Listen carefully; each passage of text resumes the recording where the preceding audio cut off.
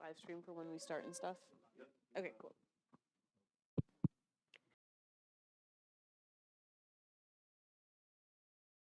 Welcome to day 2 of thesis reviews for a Master of Architecture students. We have 3 presentations in the morning. We'll have lunch, break midday, well actually at 1 p.m., and then we'll have 3 presentations in the afternoon.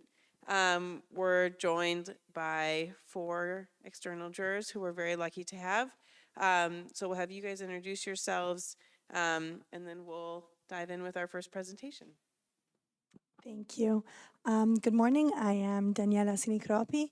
I am a professor at the ISI Study Abroad program for UMD. Carlo Achilli, I'm from Florence, same school. I'm a coordinator of architecture program there. And thank you, I'm so happy to be here. My name is Grant. I am an architectural designer at Dwell Design Studio here in McLean, Virginia, not far from here. And I went to Penn State for both my architecture degrees, so it is nice to come and support the Big Ten today. My name's Molly. I work for Grid Architects based in Annapolis, which is an interdisciplinary design firm. I'm an architectural designer there, and I also went to Penn State. Great, thanks. And we'll start today with Abigail, whose chairs Peter. And yeah, take it away whenever you're ready.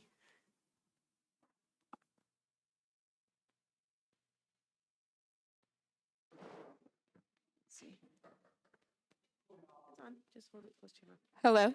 Oh, okay, that works. Hi, I'm Abigail Bullock. I want to first start off by thanking my chair, Professor Noonan. He's been a really big help along the way, and also Professor Eisenbach and Professor May. My thesis is making sense. For making sense, I wanted to use different sensory elements to enhance the human experience and allow for architecture to live in a more environmental way. So through this project, I'll first start by defining my objectives. I'll then talk about why Seattle was selected as the site, and a little bit more about the site specifics of this specific site. And then I'll talk about the design solutions. And these design solutions are both things that can be incorporated overall, but also things that are site specific to my specific site. So first, I'd like to start out with what is a sense. So a sense is a specialized function or mechanism, such as sight, hearing, smell, taste, or touch, by which an animal receives and responds to an external or internal stimuli. So essentially, it's the response to something that happens externally or something that happens internally. Some of these things could be like seeing something or hearing something or smelling something.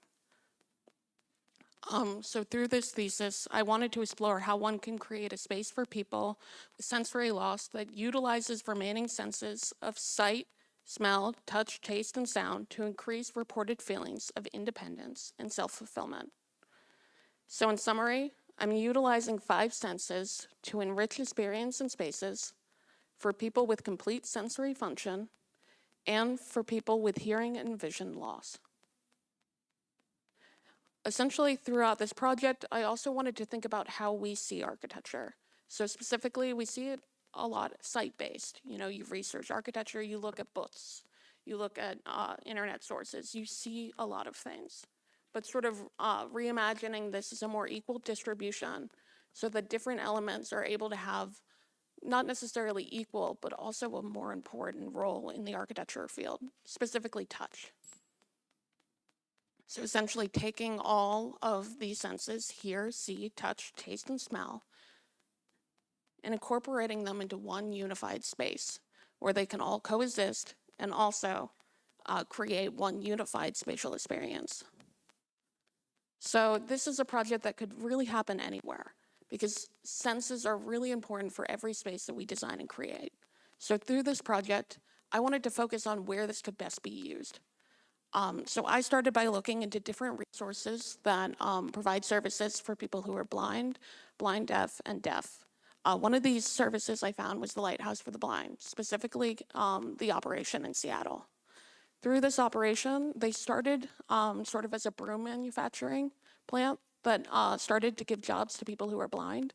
and then moved on to more government manufacturing, and is now sort of expanding onto more computer-based employment and also office-related work. So it's sort of an expanse of different employment opportunities for people with sensory loss. This site specifically is in Southeast Seattle, which started as a small-scale mixed neighborhood, which had mostly small-scale residential housing and some small buildings. There was an industrialization with the Boeing airplane factory that produced a lot of industry in that area. It also provided a lot of employment. In 1971, there was the Boeing airplane factory crash in which 60,000 people in this area lost their jobs in the span of 1 year. Through this, it provided a lot of economic turmoil in the area, which pushed it to having more affordable housing now, and also this push for a more multifamily neighborhood that goes away a little bit from that small-scale mixed neighborhood that we started out with.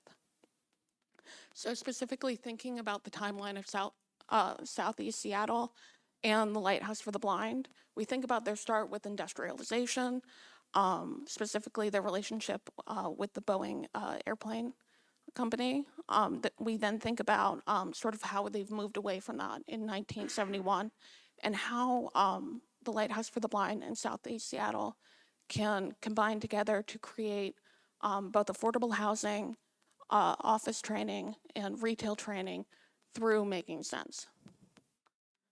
So this site in particular is very close to the Lighthouse for the Blind. It's a 5-minute walk, but I've done it in 2.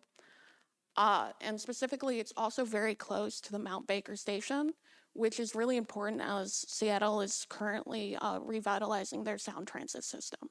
So this allows it to be very accessible to different areas of the site, while also being accessible to more of Seattle than a lot of this neighborhood. Specifically through this neighborhood, we're sort of in an intersect of different types of program. As we can see here, there's a lot of retail located on Rainier Avenue. There's also, specifically adjacent to our site, there's more multifamily residential, such as townhouses, but then also a large multifamily complex to the north. We can then see green space that allows for more park space that's located on that center green strip. Then moving from that, we get into more single-family housing. So it's a combination of these different programs that allow this to have an intersect that allows for multiple program types to exist. We can also see that we're located on a hill, on a valley, which would allow for more heat within the actual site, and also allows this site to be more flat than the traditional surrounding areas. It still has a little bit of a hill with 15 feet from one side to the other, but it allows for it to be more flat than its surrounding areas. Specifically thinking about this site, I was lucky enough to have a site visit in which I was able to observe more of the specific sensory effects on the site, specifically thinking about sound. So with Martin Luther King Boulevard, we have large amounts of sound. And one of the ways that we can utilize this is by having more of the performance and more of the loud space located towards that. Another thing I noticed throughout this exploration is less of a sound towards the east side.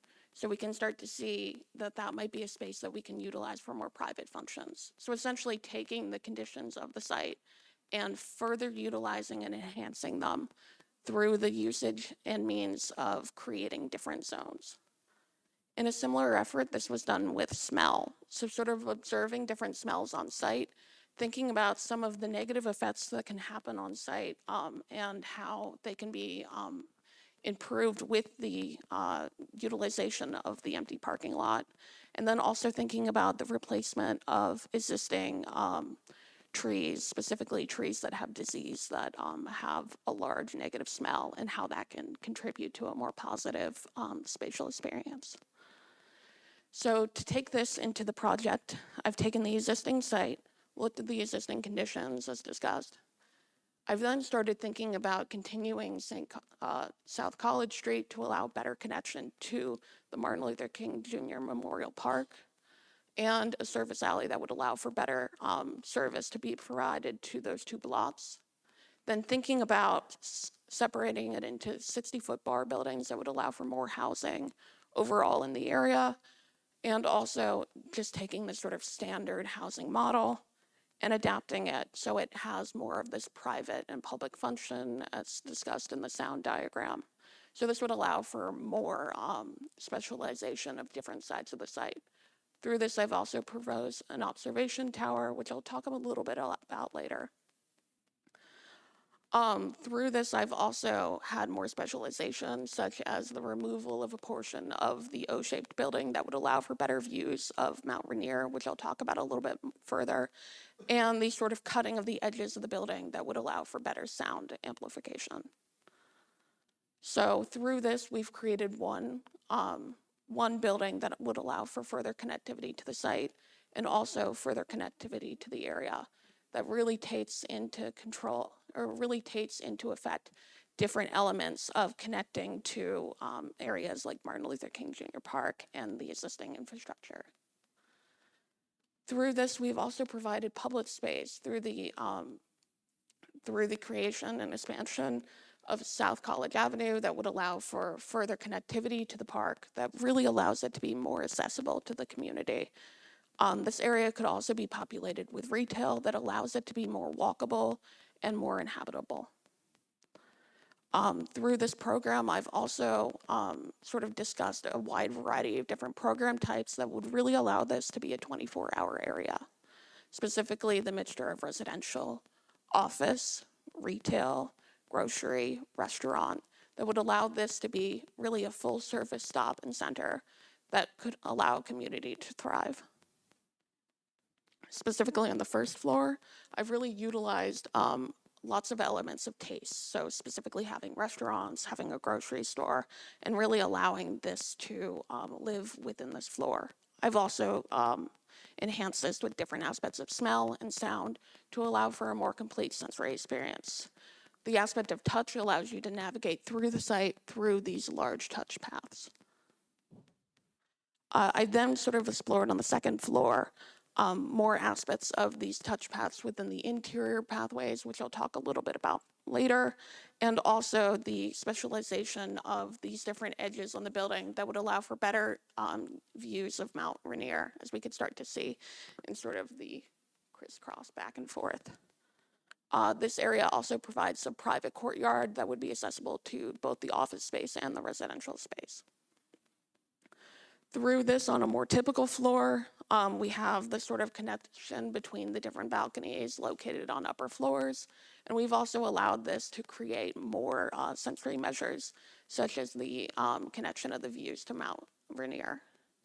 So specifically through touch paths, I've utilized them to go throughout the site to allow for better pathways and better usages of different ways to navigate. So specifically through the usage of tactile paths and also having brightly patterned or brightly painted stairs that would allow for further connectivity and more easy on the eyes to see.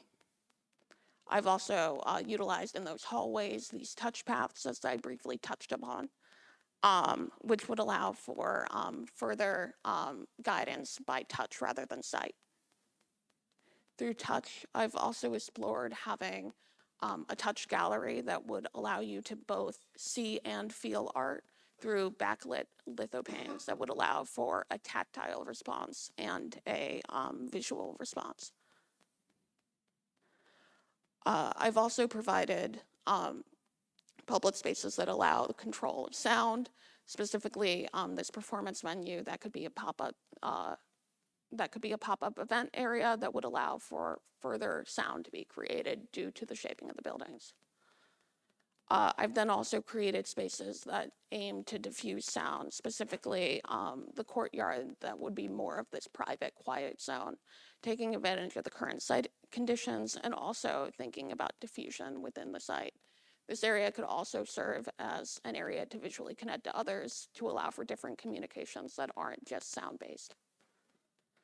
I also tried to highlight and focus on views to Mount Rainier, specifically through that O-shaped building that would allow for upper story units to have direct views to Rainier. Another experiment that I've done throughout this project is sort of thinking about the connection of vision to specifically taste by utilizing a sort of experiment in which I asked people to visualize what they thought of different types of taste. I then asked AI generation to visualize what they thought of different types of taste and found similar results with both. I then based a lot of the design on the interiors of the floor plans to respond to these different characteristics.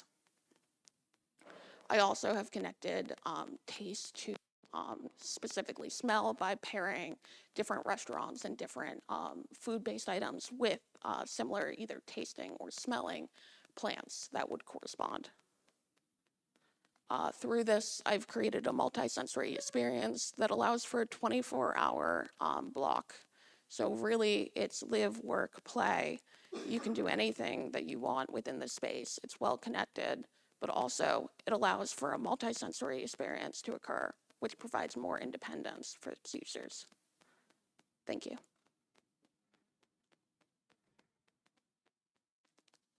Open for questions now.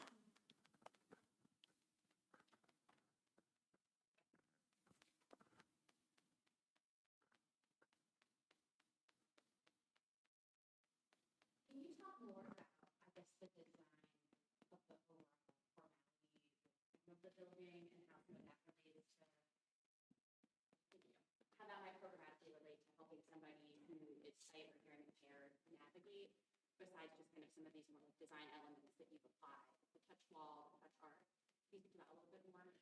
So my sort of theory was by incorporating all elements of senses and enhancing them overall, I'm able to provide a better experience of independence and provide a better experience of self-fulfillment for users that may have one or more senses that are dulled or completely removed. So by providing a more total thought process behind the actual project and senses, besides just vision, I'm able to respond to this fully. Specifically in the actual forms of the building, a lot of this is sort of based around both sight and hearing principles. So thinking about how you can hear in that space, having those sort of in and out walls would allow for sound to diffuse more. So for a user that would prefer a more quiet space, this would allow for better usage. Also thinking about how you have more of those visual connection spaces that allow for people to communicate that aren't necessarily auditory. And then thinking about this building, sort of someone who might have an opposite perspective of wanting to hear noise and wanting to, hear the noise of the community, you're able to more further engage through the sound amplification of the actual shaping of the walls.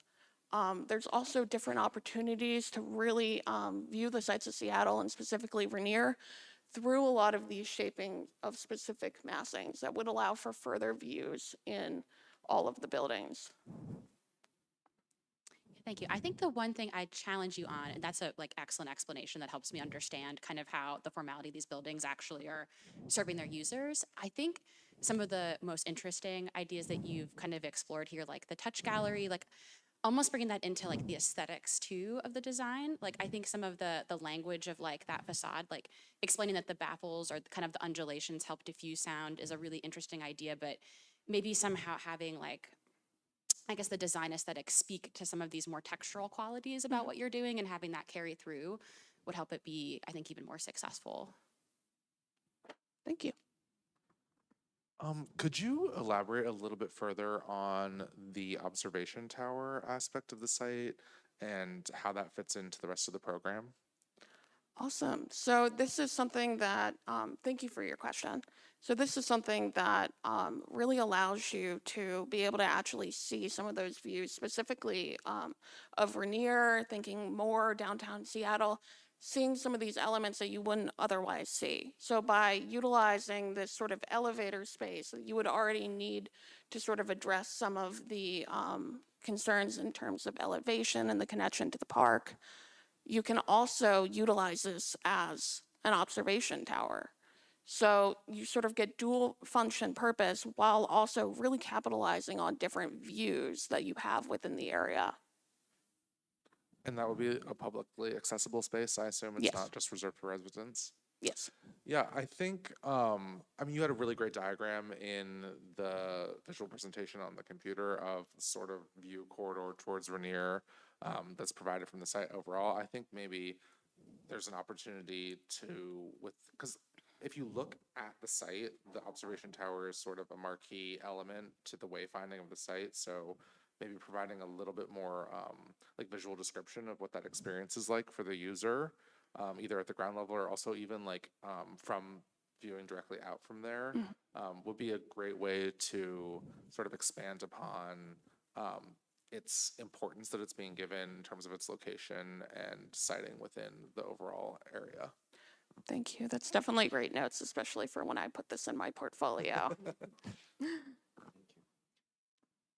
First of all, congratulations for your work because you touch different topics, a lot of topics. You start with urban design, you arrive at architecture scale until the interiors in some case. I like very much also the introduction with analysis of the context with a very interesting diagram. And I think your concept about the senses we can see also in your presentation. Now what I would like to focus more is start with the urban design. It's interesting to me, this big gate to the site, no? From this longitudinal building reminds me Portaluppi in Milan. I don't know if you never heard him. I'll look it up. Portaluppi is it's interesting work at the beginning of the last century. And so when you pass the main gate, basically you find this area where on the left you find this interesting courtyard. So it's another interesting typology, no? So it's a kind of palazzo with this courtyard in the middle with different access. I think works. At the other end, actually, I don't understand very much the idea of the piazza, because in terms of scale, I don't know if it's too small to be a piazza or too large to be a street. I'm talking about the right building over there. You're talking about here, Yeah, right? exactly. Awesome. So this is just in terms of, you know, urban design, proportion, relationship. A part of this, I think your work, it's really interested. And maybe one observation could be about the urban sections again, because probably the orography of the land, you know, you can use maybe the slope where also your building could be adapted better. But congratulations. No, that's a lot of good notes. One of the reasons for the choice specifically under there is during the course of this project, this site actually it used to be a Pepsi bottling facility, and it actually went for sale. They closed it down. So one thing that I wanted to sort of think about was the potential connection to this site in the future, or how future people could come across that. So that was one thing that I sort of learned from the site visit, and you know, it was something that sort of played a part into the project.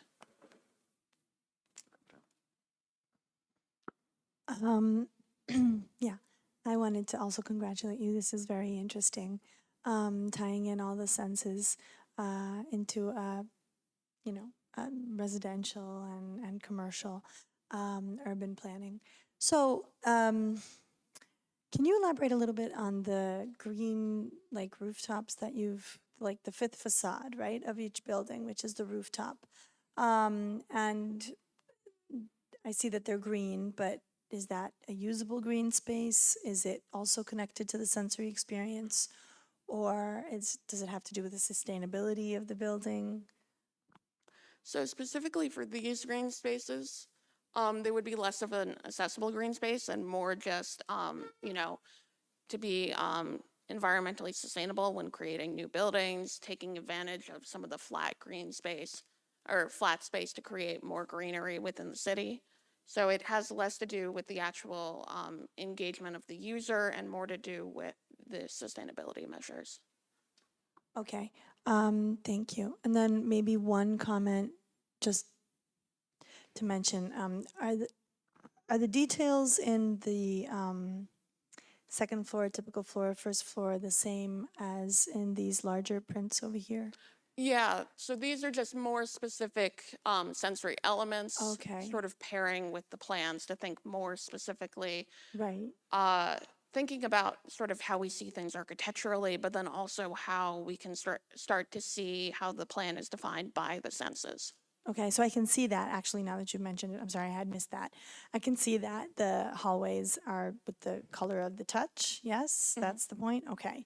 All right, so maybe like taking out the interior elements because that's a little bit distracting, but very interesting, this entire board. Thank you. Thank you.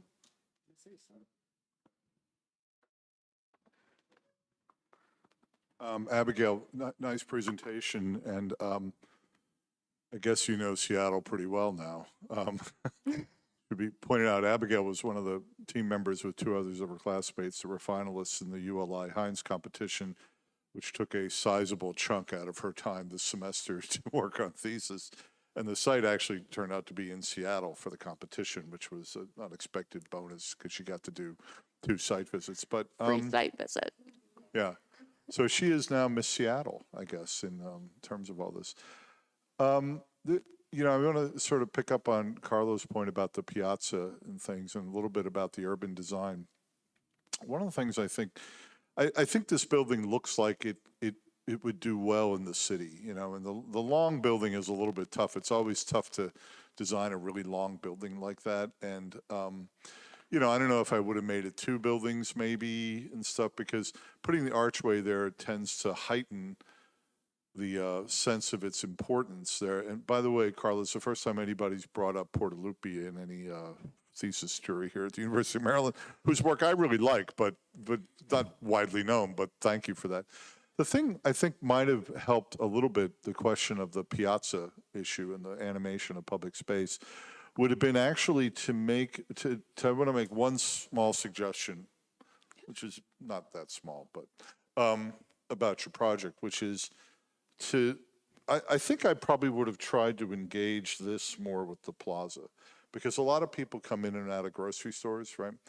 And I think looking at this, I wonder if there was a scheme where I find this being, I can't tell if this is ne pesce ne carde. I can't tell if it's a street or an alley, you know, and maybe an alley, it might be better. And the reason for that is grocery stores generate an immense amount of service trucks going in and out. And it makes me wonder, one possible solution would have been to slide that alley over here and put the bar building here, push the grocery store here, but like over to the edge here, so that it would have a liner of retail, but the front door of the grocery store could be engaged with this space. In which case, then this would be the service alley. And, you know, service alleys don't need to be horrible places. I mean, at the Wharf, we worked really hard to make the alleys kind of nice, you know. But it maybe engages, I guess this is a park space or a green space or something there. But it would allow more activity going in and out of this building to animate this space, right? And I think that would help, because grocery stores are a tremendous generator of activity and stuff. And you would have a liner of retail stuff in front of it, which I think is well laid out and well thought about here. But you could go through a lobby there or in the middle or wherever you want to put it and get into the grocery store. And I think that would help this become something more impactful on there. And it would just mean taking everything you've done and rejiggering it a little bit. I think the idea of vertically organized mixed use in a city is something we architects need to learn how to do better, you know? I mean, I think it's critically important to be able to do these sorts of things, whether it's schools, you know, suburban schools are on 30, 40 acre sites. You know, we need to learn how to do schools on like 5, 10 acres rather than 30 acres. We need to learn how to do these kinds of buildings so that the kind of urban living that a lot of people want and they can walk to a grocery store is available to them.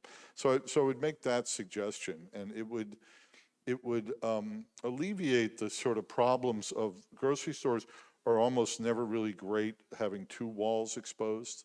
You know, you can have one, right? Like over on 14th Street, the Whole Foods has one wall exposed and you can see into it and that's cool. It's really hard for them to have two there. So it would alleviate that problem and it would, I think, start to add more activities, because what you really want to do is layer in an immense amount of activities to make this, the reasons why people go here for different kinds of things. You know, they might go for the grocery store one day, they go for a restaurant another day, they might live there, they might have a, you know, a bike repair place or whatever it is, you know, that starts to add up to those things. And I think that that conceptual change being driven by the service, because these things generate big loading bays. You know, they need a truck to come and drop off all the goodies there. They generate big loading bays and they're not particularly nice places to hang around.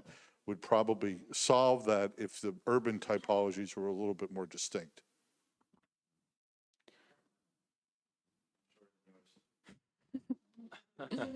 Um, no, you know, I love listening to your lectures. Why not more time on the units themselves? I think, was that a conscious decision? I should say with a critical comment and a positive one. I love your graphic language, your diagrammatic language, those overlays. That first floor sensing diagram is beautiful, by the way. But why not more time on the units? Is that just a decision to only address the public space? It's kind of a time spent issue, isn't it? Well, so the units are designed. They are, one thing I actually thought about doing with the units in particular is making sure that they have accessible light upon entry. And thinking about that, but also thinking about the scope of this project and thinking about how many different elements that we have to cover. So specifically, you know, we're looking at more of an urban scale, more at architectural scale, and even more of a detail scale in some cases. I think it ends up being, you know, you could design the entire Seattle down to every unit. Sure. So I think in terms of this project, the time is more spent on the more cohesive building, but I do think that that is a great effort to, you know, push forward in developing this further, and also just thinking about sensory design in further endeavors, you know, thinking about how you can further enhance it in everything that you do, because it is something that can be sort of thought about in the back of your head while you're designing anything. Yeah, I think that could be just a logical kind of icing on the cake in your portfolio, just a typical unit design that shows all these elements you've studied in the public space be in the private space. I think it would really, really add a lot to the project. Wonderful job. Thank you. Abigail, could you talk about your representation a little bit, I think, more, because you had to do a fair amount of invention, diagramming, how to represent experience and senses. And I think something that we maybe didn't see as much yesterday and it came up was this idea of diagramming and layering information on top of architectural representation, orthographics and otherwise. So can you talk about your process a little bit and iterating through diagramming and collaging and all the ways that you worked through that? So as May sort of pointed to, it was definitely a big effort on my part to think about how we can represent things that aren't visual in a visual sense. That was something that I sort of was really working towards, specifically in some of my language when I've been diagramming. Like, for example, when diagramming tactile things, having more of this pattern with sort of a shadow behind it so you can feel the tactile feeling of it, even if it's just sort of a visual imagining of that tactile feeling, and thinking about different traditional representations of things, like, for example, site-based radar, or thinking about the heat that different animals give off, and thinking about how those are represented traditionally, and researching a little bit more about how the body specifically interacts with them to encourage about how they're represented in a more analytical sense. Also, just thinking about some of these perspectives, thinking about some of the elements that I wanted to highlight, specifically more of the sensory elements, and how they're given more focus, both in terms of like being shown within the actual angle and vantage point, but then also how they are more highlighted through different compositional techniques, like, for example, the removal of some of the elements to allow you to really see some of those decisions that were heavily made. Also, just thinking about specifically this perspective and how we're really able to sort of see that touch-based element, both by people visually touching it, but then also through the incorporation of this sort of black tone. So this was sort of an endeavor that I really wanted to challenge myself on, and I'm happy to learn a little bit more about it this semester. I really wanted to agree sort of with everyone else's commentary that your visual language is very accomplished and cohesive here, especially with the diagrams. It really helps us to understand why certain things are located in certain areas. So I wanted to congratulate your sort of polished level of presentation there. It really assists with, for someone that's just familiarizing themselves with the project, to understand sort of what is going on. And I was sitting here for 10 minutes before you presented, reading these boards and sort of deducing what was to come. So that was very successful for you. I have sort of two questions. And my first question is sort of piggybacking off of the commentary about the diagrams and how we're demonstrating the sort of sensory elements of the design.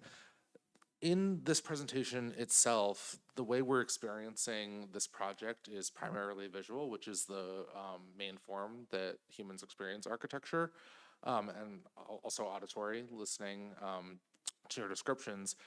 I wonder, and I don't know, I'm not familiar with like the parameters of your thesis studio, but I wonder, is there an opportunity for a little bit more material exploration of some of these? We're talking about tactile surfaces and stamped concrete and things with building materials. I think, this is wonderful, but as an enhancement, is there an opportunity to see those things in physical form in, where am I touching this presentation, or, how do I experience this with my senses as a viewer of the architecture? I think that would be an interesting sort of, thought experiment for you to go through for how that could be incorporated.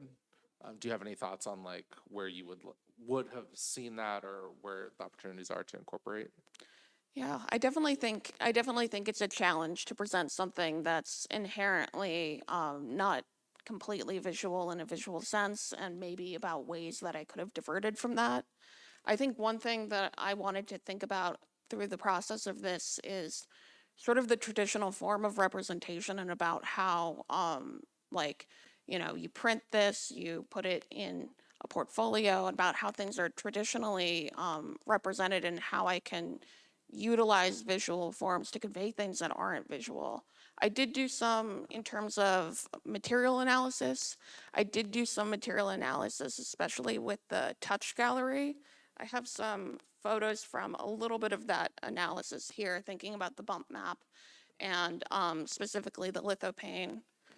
Through that, I actually, I made a miniature version of one to sort of test out that experience. So this flashlight's not that good, but one thing is just thinking about how you can visually see through it. So I wanted to sort of test out my own theory, and that's one of the things I sort of worked on a lot through the thesis, is sort of having continual theories and sort of testing them out and having fun with it.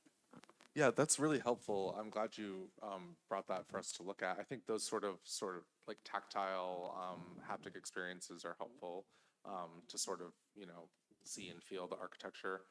The secondary question I have is, so I work in multifamily residential, like this type of project is what we do every day. This, to me, your presentation represents a very like clear understanding of at least the main tenets of what goes into this type of mixed-use multifamily project.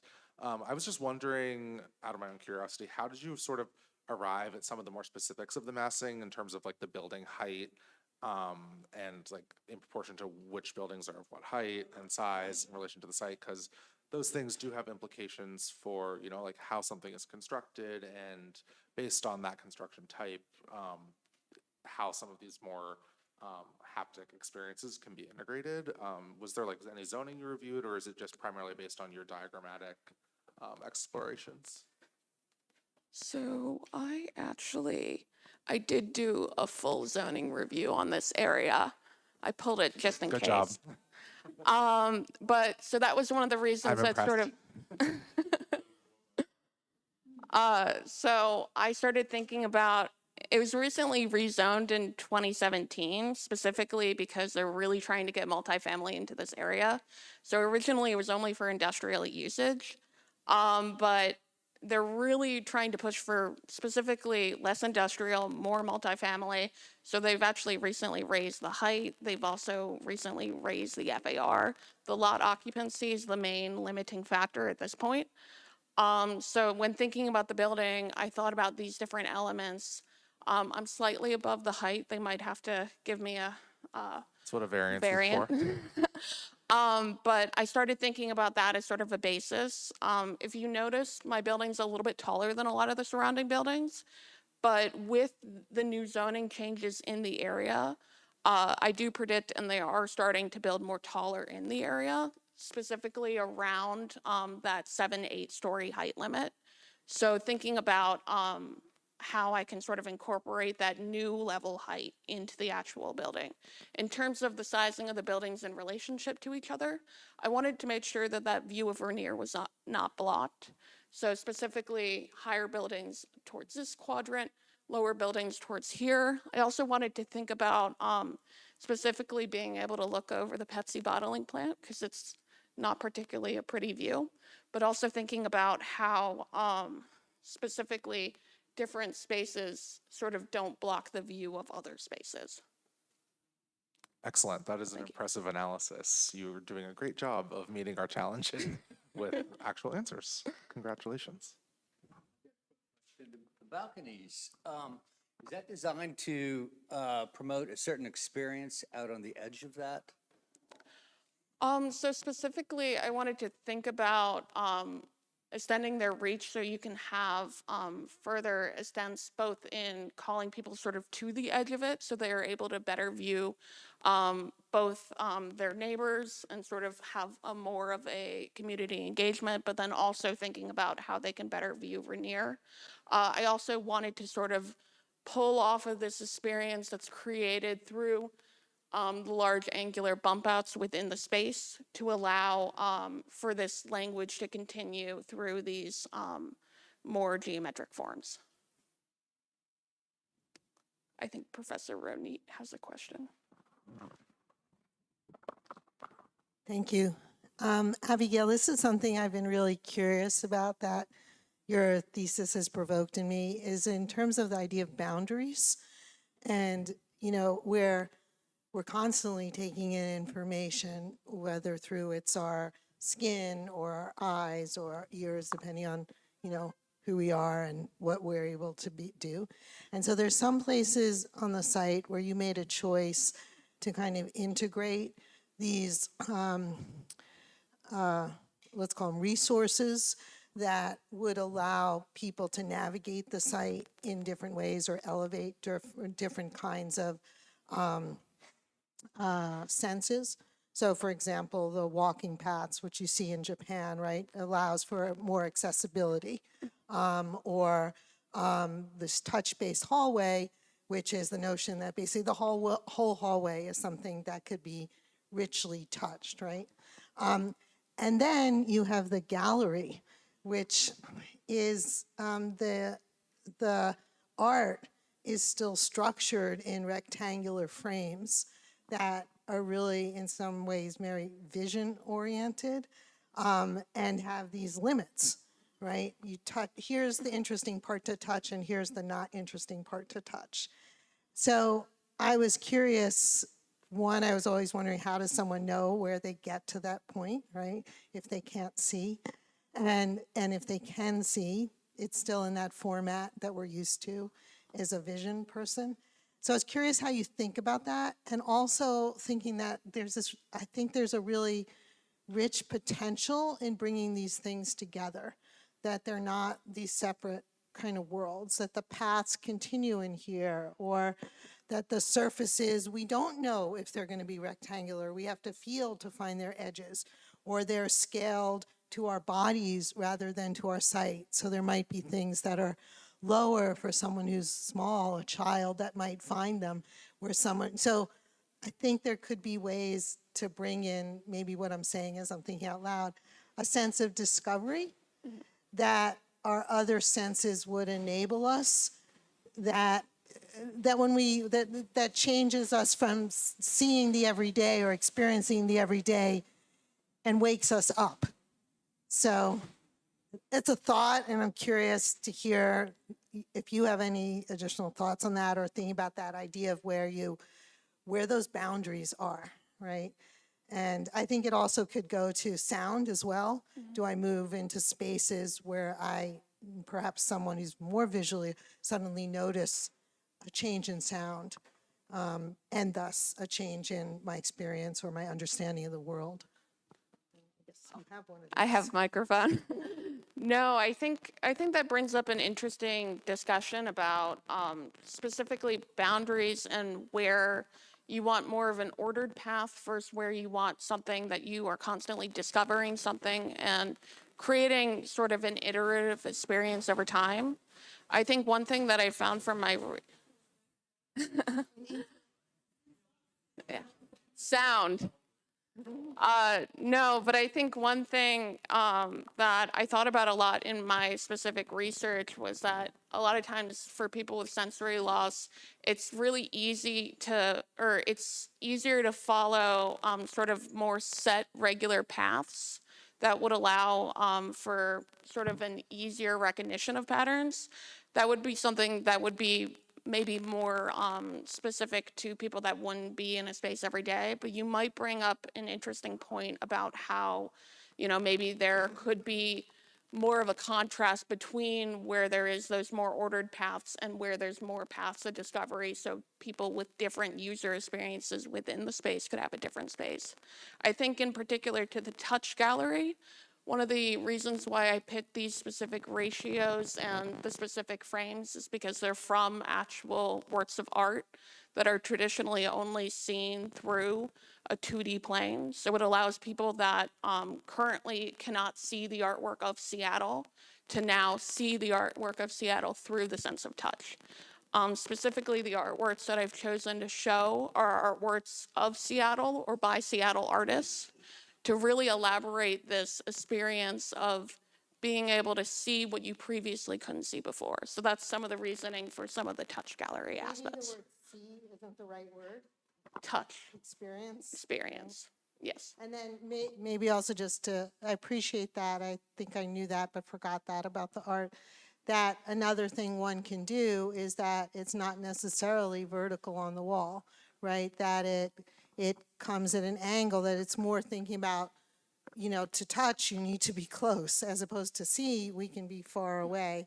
And how does that adjust the spatial relationship of these works in the space, right? They may not be vertical on a wall, for example, right? And the other thing that is implied in this, and is maybe another sense, is the kinesthetics of our moving through space, and how that journey is shaped by your experience, by your design.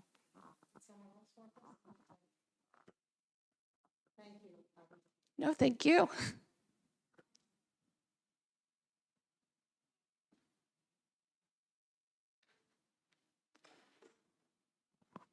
So I'll summarize.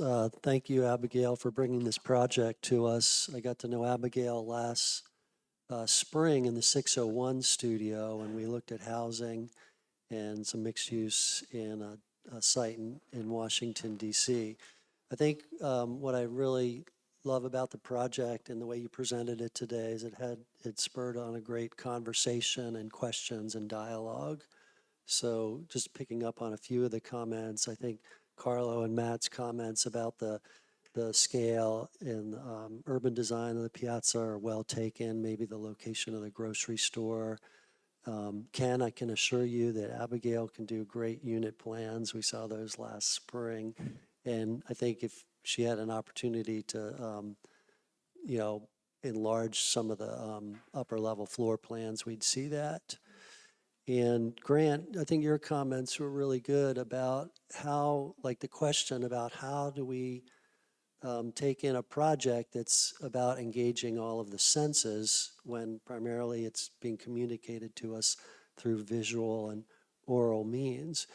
And that's a question I've been struggling with for, decades, and teach about it here and work on real projects out in the world that try and address that. And I think what's great about the project is that Abigail has a strong foundation here, and we'll look forward to seeing how she actually makes buildings in the world that start to address some of those questions about what does it feel like when you walk on it, how does it sound when you're in it, for the rest of her career. And I think she'll take the lessons of this thesis forward. So we're looking forward to what you do next. Thank you so much.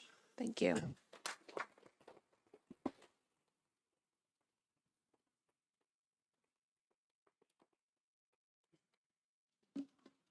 Okay, congratulations, and thank you to the jury for that conversation. We're going to rotate to this side.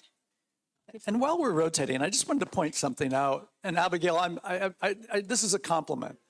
But your presentation, the way in which you responded to the critics was absolutely, totally professional. And I was listening to you and I was thinking to myself, you're going places. Just by that alone, you're going places, on top of having a great project. So. And I told you would need that last slide. Yeah, good thing it was still in there. Yeah.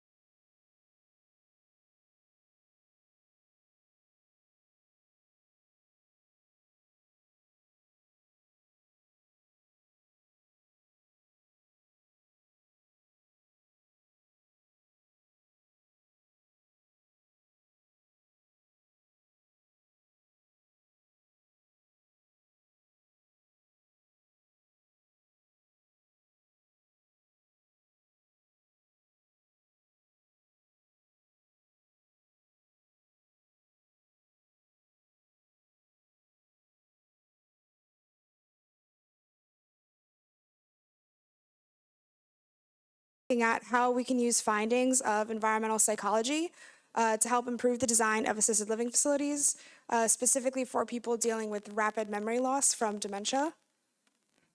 And so kind of going into what is dementia. So dementia is an umbrella term that describes the overall condition of a loss of memory. And it's the number of people being diagnosed with dementia is rapidly increasing as time goes on. And one of those reasons is this population is aging as well. As you get to become above the age of 65, there's a 10% chance that you will develop dementia. And by the time you reach the age of 85, that chance jumps up to 1 in 3 people. So it's a very common issue for people living in these facilities. In an assisted living facility, there's 3 different stages that people live in. Will live in there. There's stage 1, where people will require only some assistance with the instrumental daily activities. Stage 2, you require help with your daily activities. the activities of the daily living, which is a little bit more complicated training. And then stage 3 requires a high level of care, and it's very heavily monitored. And typically, most people in these facilities have some form of dementia. Within the assisted living facility, 42% of people have dementia currently. So there's a large problem of people needing extra care, and it's not designed for because people assume that they'll live in memory care instead. So breaking down the 3 different typologies, independent living is typically a lot larger and is much more cost effective. And as the care increases, you'll see that the size of the units and the independence significantly decreases as you go on. And so specifically through this project, we'll be looking at the assisted living typology and how we can improve this typology to help accommodate people who are living there with dementia, who choose not to go into a memory care facility for reasons such as cost or want for independence or also just availability. And so as you're looking at the correlation, you can see that as care increases, size, privacy, and independence all rapidly decrease. This is a graph showing this how your cognitive function changes over time once you're diagnosed with dementia. It's because there's so many different types of dementia, every person's experience is unique. And some people, it's a more steady decline. If you have vascular dementia, it's more stepped. And that can be, you need a very quick new care. And so you need a more flexible space because you can't just move when you need new care urgently, and that can happen from a heart attack, a small stroke, major surgery, or damaged blood vessels, which can happen just overnight. And this is the graph showing how people live with dementia currently. So once you're first diagnosed, you'll live in some form of independent living or in your own home. And then once your cognitive function decreases to a certain rate, people move into assisted living. And then once the assisted living facility will no longer be able to care for them, they'll move into a memory facility. And these are the most expensive facilities, and you can see that they're living in that facility for the longest period of time of the disease. And so we're looking at how we can improve the assisted living typology so that people will live in the assisted living for longer and have more access to independence, freedom, and cheaper living accommodations. So some problems with typical assisted living facilities is the double-loaded corridor. It often causes confusion within residents where they accidentally walk into the same or someone else's unit, which causes confusion for not only them, but the person whose unit they're walking into. There's unsafe wandering spaces. People with dementia often feel the need to wander. And so if they're walking along this area, you can see they're walking where the parking lot is. And so a lot of people, unfortunately, can end up getting seriously injured from these conditions. So it's important to provide a safe space for those.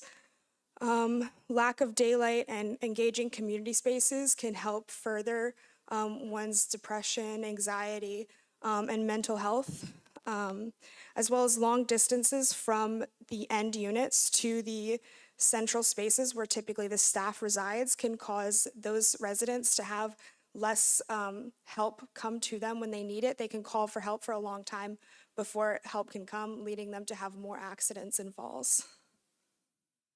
So here's some lessons to be learned from dementia villages. These are 2 European dementia villages, and we learned in Hogevek that enclosure or an enclosed facility with set entrances and exits can help allow residents to have more freedom within the facility itself. And then that way there's set exits where they can go in and out and they can be more well maintained with having those independence. Also, the use of individualized outdoor rooms can help residents have a sense of community, as well as help create an individualized space and act as a wayfinding device. The number 8 has been found with dementia villages to be the ideal number of a sub-community to help with creating a better community network and engaging residents together. And then the use of wandering paths. If you provide a safe space to wander, residents are more likely to utilize those, and they'll be more or better protected when they go to wander in those spaces. So within this thesis, it's designing an assisted living facility that will serve 160 assisted living residents, as well as the caretakers for that facility. And we're looking at how we can improve community cognitive stimulation, wayfinding, and daylighting within these scales of community, site, building, and unit as well. And so this problem is all over America, so where exactly to build this kind of theoretical site? And so the counties with the highest 65 plus population in the US with dementia diagnosis, most of them are on the East Coast, and you can see that 2 of the highest are in Maryland itself. So that's kind of where I started to look at which site to pick. And then when you look at Prince George's County and Baltimore City, you can see that there's a lot more, there's a lot higher senior population in Prince George's County, but there's significantly less facilities. So there's a 245% greater need in Prince George's County for these assisted living facilities. And so that is why we looked at Prince George's County. And so looking at where to design this site, looking at different amenities in Prince George's County that residents could utilize and walk around to. And so this site was picked in Fairwood, Maryland. And so here's the existing site. It's relatively flat, and some local amenities are, there's a medical center that's right next door, medical office park where you can go to get any kind of doctor's appointment residents can walk to rather than having to find Ubers, which can be difficult, or having family members have to come pick them up to take them. That's a very difficult task on loved ones and the residents themselves, so this way they can go with the staff nearby or by themselves if they're capable. Also the area surrounding it is is very suburban, with 65% of the surrounding houses being, or surrounding housing opportunities being single family and 35% being townhomes. That's kind of the geographic or the housing breakdown of the area around it. So looking at how to design this site, there's 2 major roads that border the site, as well as a smaller neighborhood road to the north of the site, which mirrors a smaller suburban neighborhood, which was the ideal kind of entrance space for the facility, as well as there's an opportunity to connect the road to the south of the site on access to the medical center to help create a better network of the surrounding area. In this area, there's also a fair amount of noise coming from the east and the south end of the site where the medical parkway is, as well as from the roads, versus you have this large park network to the west that's very heavily tree covered. And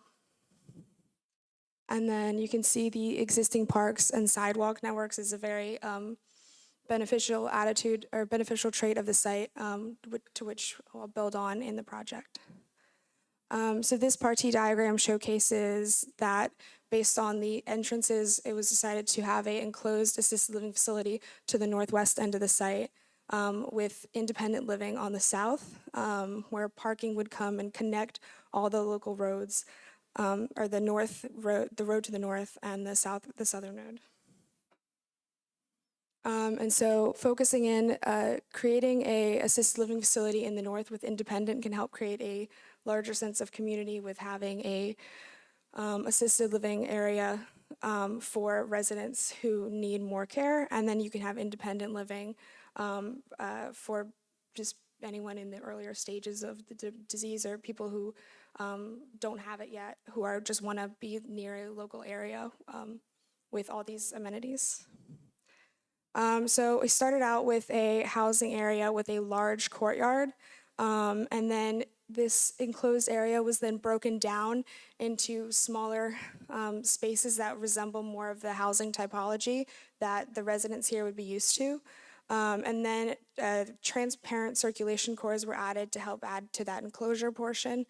And then each building has an individual accent color, which helps create, which helps with wayfinding. And then there's additional roofing strategies were taken to help with the individualization of the area. And so this is the proposed intervention of the site with the assisted living facility. And the facility is broken down into 4 different sub-communities to the north, and each community has its own courtyard entrance, which helps, shows its own characteristic. And so kind of some site-wide amenities for the areas. There's a turtle pond to the south of the site. There's a wandering path on the exterior of the assisted living facility, as well as one on the interior, so you have a safer path and a little bit of a longer path if your cognitive function isn't too low. As well as we expanded the park network by creating a tennis court where the local community can come to play pickleball or tennis with the residents, or the residents can play with each other and help create this sense of community with everyone in the area, not just the residents themselves. The pitched roofs and courtyards help to create a wayfinding strategy for residents and local neighbors who come to the site, as well as the family members who will come to visit their loved ones. On the first floor plan of the assisted living facility, you can see that to the north end of the site, where it's a little bit quieter, that those 2 communities have residences on the first floor, and on the south there's that's where all the amenity spaces are broken down. You can see there too. There's a bunch of different amenity spaces, such as a grocery store, a bar, a library, more spaces you'll see later. And so here's an example of one of those community spaces, this one right here.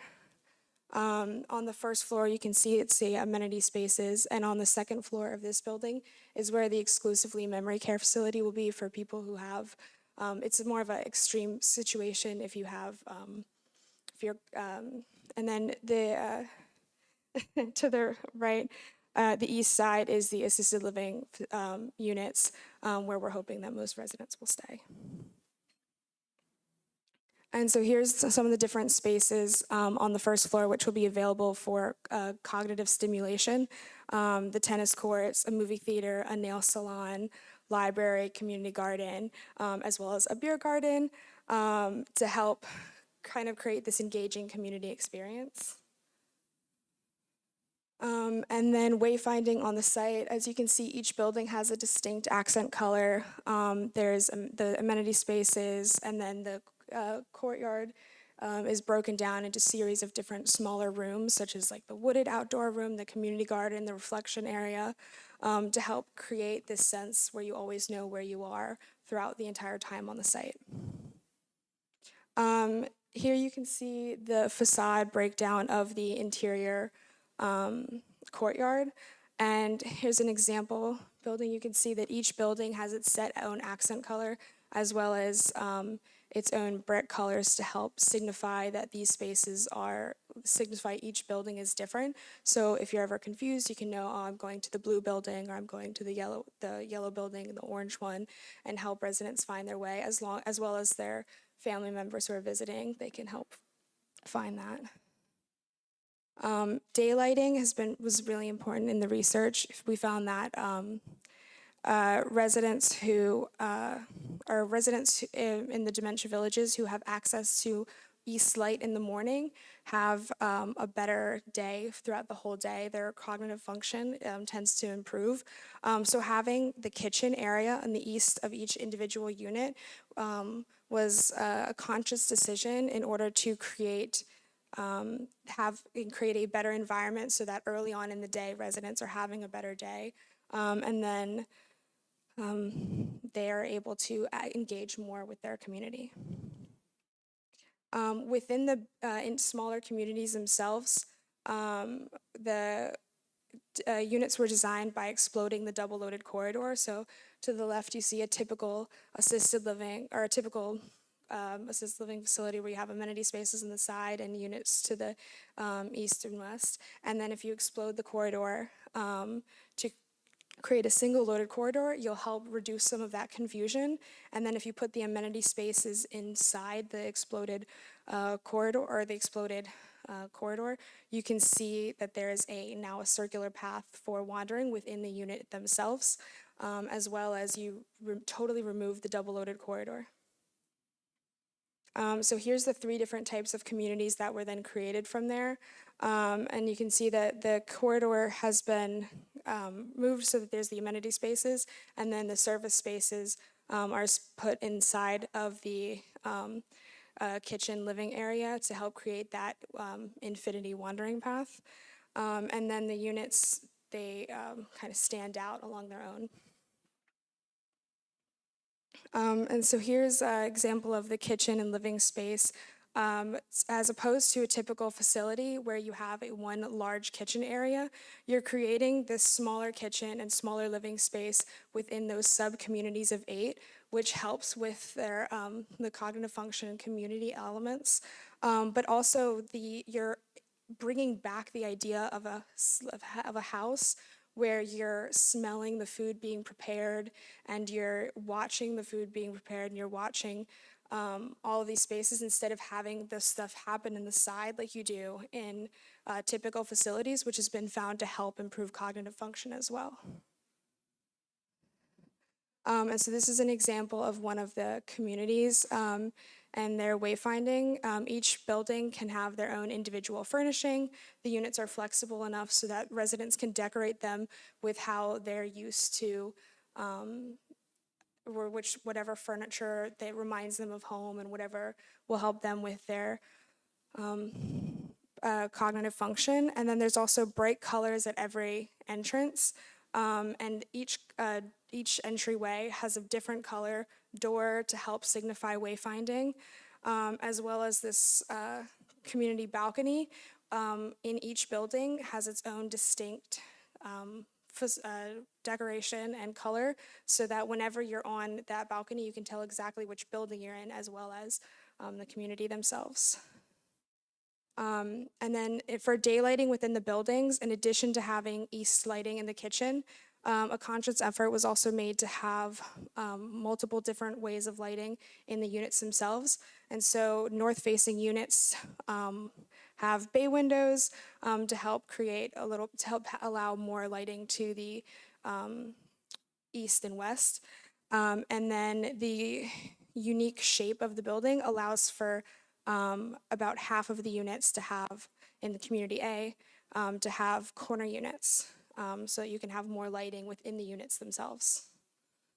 And so a typical unit layout has the living spaces, a small living space to near the window area, a small area for bedroom that's flexible, so you can have a queen bed, or you could have a hospital bed as you progress in your needs if the caretakers need more of that to help take care of you.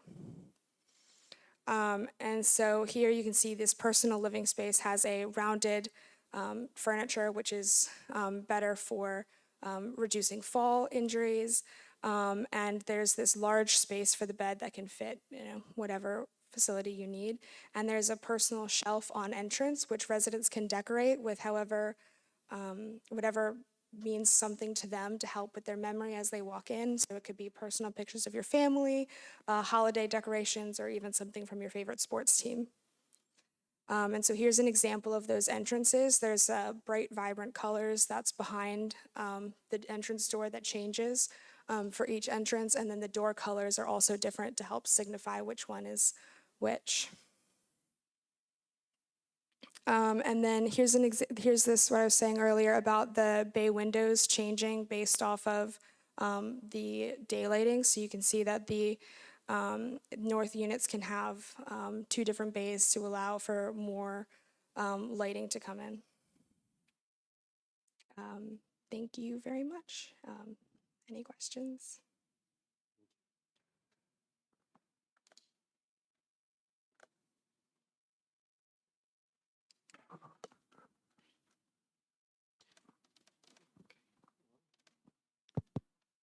Allora, Abby, thank you so much for your presentation. I have a lot of positive aspect to tell you because it's very clear, it's understandable. Also, without your oral speech, I think is understandable. It's very clear. It's clear in the presentation. It's clear the diagram, the drawings. The start with the urban aspect and until the detail. Interesting topic. And I would like to start with some consideration about the multiple program zoning, mixed use zoning.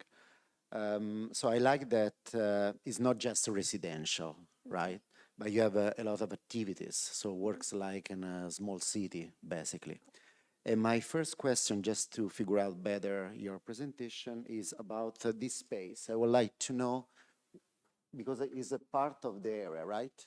So which program you have here? Oh, yeah, so that's parking. So there needs to be a significant amount of parking on the site for the independent units as well as for all the staff to come in.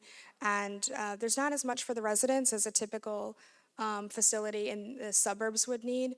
But with the assisted living facility and the staff, this is the large parking lot where visitors would enter in this way, and there's a pull-in spot where they can drop off, and you have a lot of handicap spaces as well in that area.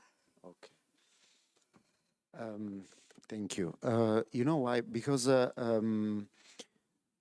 a city, as a independent community, probably once again, probably what is you can develop is this idea of piazza. So because you have a large green space at the center as a courtyard, but could be probably useful for the kind of users to have a flexible space usable for different activity. So something flexible that could be will be very useful, for the people there. So think about space for organize a temporary market meeting, something else that complete this idea of the city, because you have a sport, you have indoor activity, so something also that could be flexible in term of use. I like very much the vernacular, the materials, the style, the elevation. So I think it's very friendly, environmental for the users. That's help. It's not necessarily have to be, with a different language. I think this works. One more consideration, then I stop, is about the community garden, because for personal experience, I know that works very well when elderly people works in the real field rather than in the box. So something like that, you have your personal space, maybe surrounding by the fence, simple fence, because helps a lot the idea to have a real individual, a personal space that you can work there, control the progress, to see the satisfaction for what you planned, and it works very well. Probably you have a space for real field community garden. That's my advice. Okay, Thank yeah. you. Thank you. Real quick, I just wanted to point out that this space here, this kind of outdoor area that attaches to the cafe and the lobby area was intended to be a flexible space, so that you can have there's movable, the furniture on that site is movable chairs and tables and awnings, as well as these, in the northern end of the site, it's these movable benches that have planters on them, so that you could have those flexible spaces where you could have an exercise class, so it's chair exercises at some portions of the day, or it could be an expansion of the cafe space on a beautiful day for dining. Yeah. Yeah, I echo Carlo in saying that the presentation was very well done. And so, yeah, you presented, you gave us a lot of details, but it's quite clear. And that's kind of our goal, right, as architects, that our designs speak for themselves because we're not always there. I have a few, maybe one comment on the rooftops. So you have differentiated, let's say, sloped rooftops for further recognition of the buildings, correct? Yes. Especially, I'm looking at the assisted living area because the independent living, you seem to have just flat roofs. Okay, so maybe from a point of view of the architectural language, it is one community. If you're going to use the sloped roofs in the assisted living, then you might want to consider that as well in the independent living because it's kind of like the first step of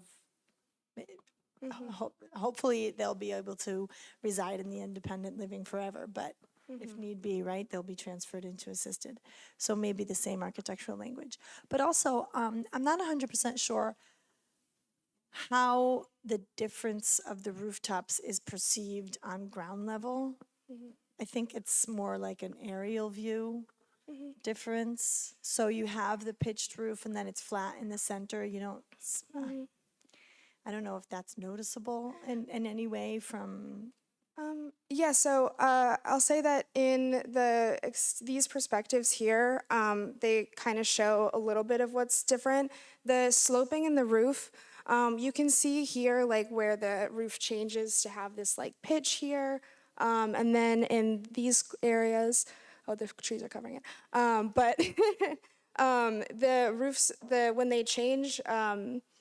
The direction of the pitch, the slope of it doesn't have too much of an effect when you look at it from ground level, but you can see it on like the balcony areas. So the direction of the pitch. Yes, Yeah. The fact that they slope a little bit and then they're flat as opposed to the ones that are all sloped, I don't think that that's visible for the users from ground level, or maybe, because what your point is that with these differentiation of slopes, they'll be able to find their way back home, right? So from the outside, from ground level. I mean, maybe. I get the changing of direction, but I'm not 100% sure if the half sloped, half flat will. Anyway, yes, that was my concern. Thank you. Thank you. So I think I have a couple of comments, and I actually want to mirror the comment about how clear diagrammatically this is. I think there's no doubt, like when I even was just looking at the boards ahead of your presentation, I'm understanding the concept that it's, there's a courtyard, it's kind of an enclosed environment where if somebody gets out, they're kind of encapsulated. There's this idea about the buildings almost acting as like icons, where if you live in one, you can find your way back to it.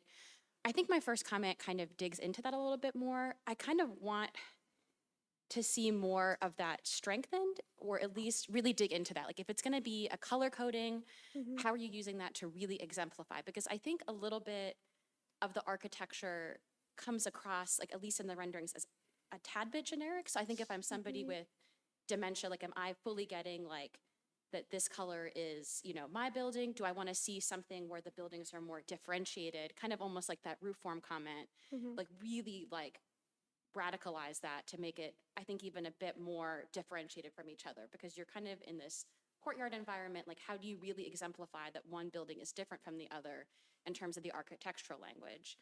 And the second is that I kind of question this central, almost super symmetrical courtyard. I think I mirror the comments about if there's a way to activate that. I can almost imagine, if I'm somebody with severe dementia and I get out there at night, am I actually more confused being in this kind of centralized environment and I don't know, there's nothing specifically there that's going to guide me back? Would it almost make sense to have more of a long continuous path that takes me home?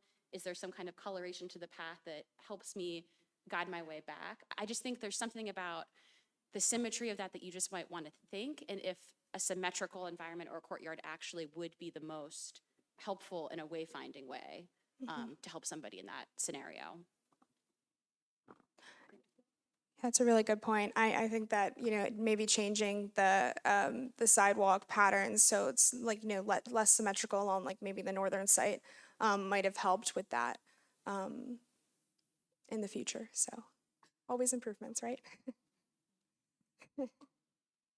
I think you did a really good job of the sort of primary task of an architectural problem, which is to identify an issue or problem and to provide a proposed solution to it. I think that's like the fundamental sort of ethos of this academic exercise. And I really applaud you for diving into seeing what are the issues with the current architectural typology we have for this type of housing and healthcare product, and then identifying a site that makes sense in terms of where do I apply an improvement to this typology that's going to actually affect the most people demographically. I think that exercise was really strong in your presentation, so I applaud you there. I have a few sort of like questions about to unpack this a little further.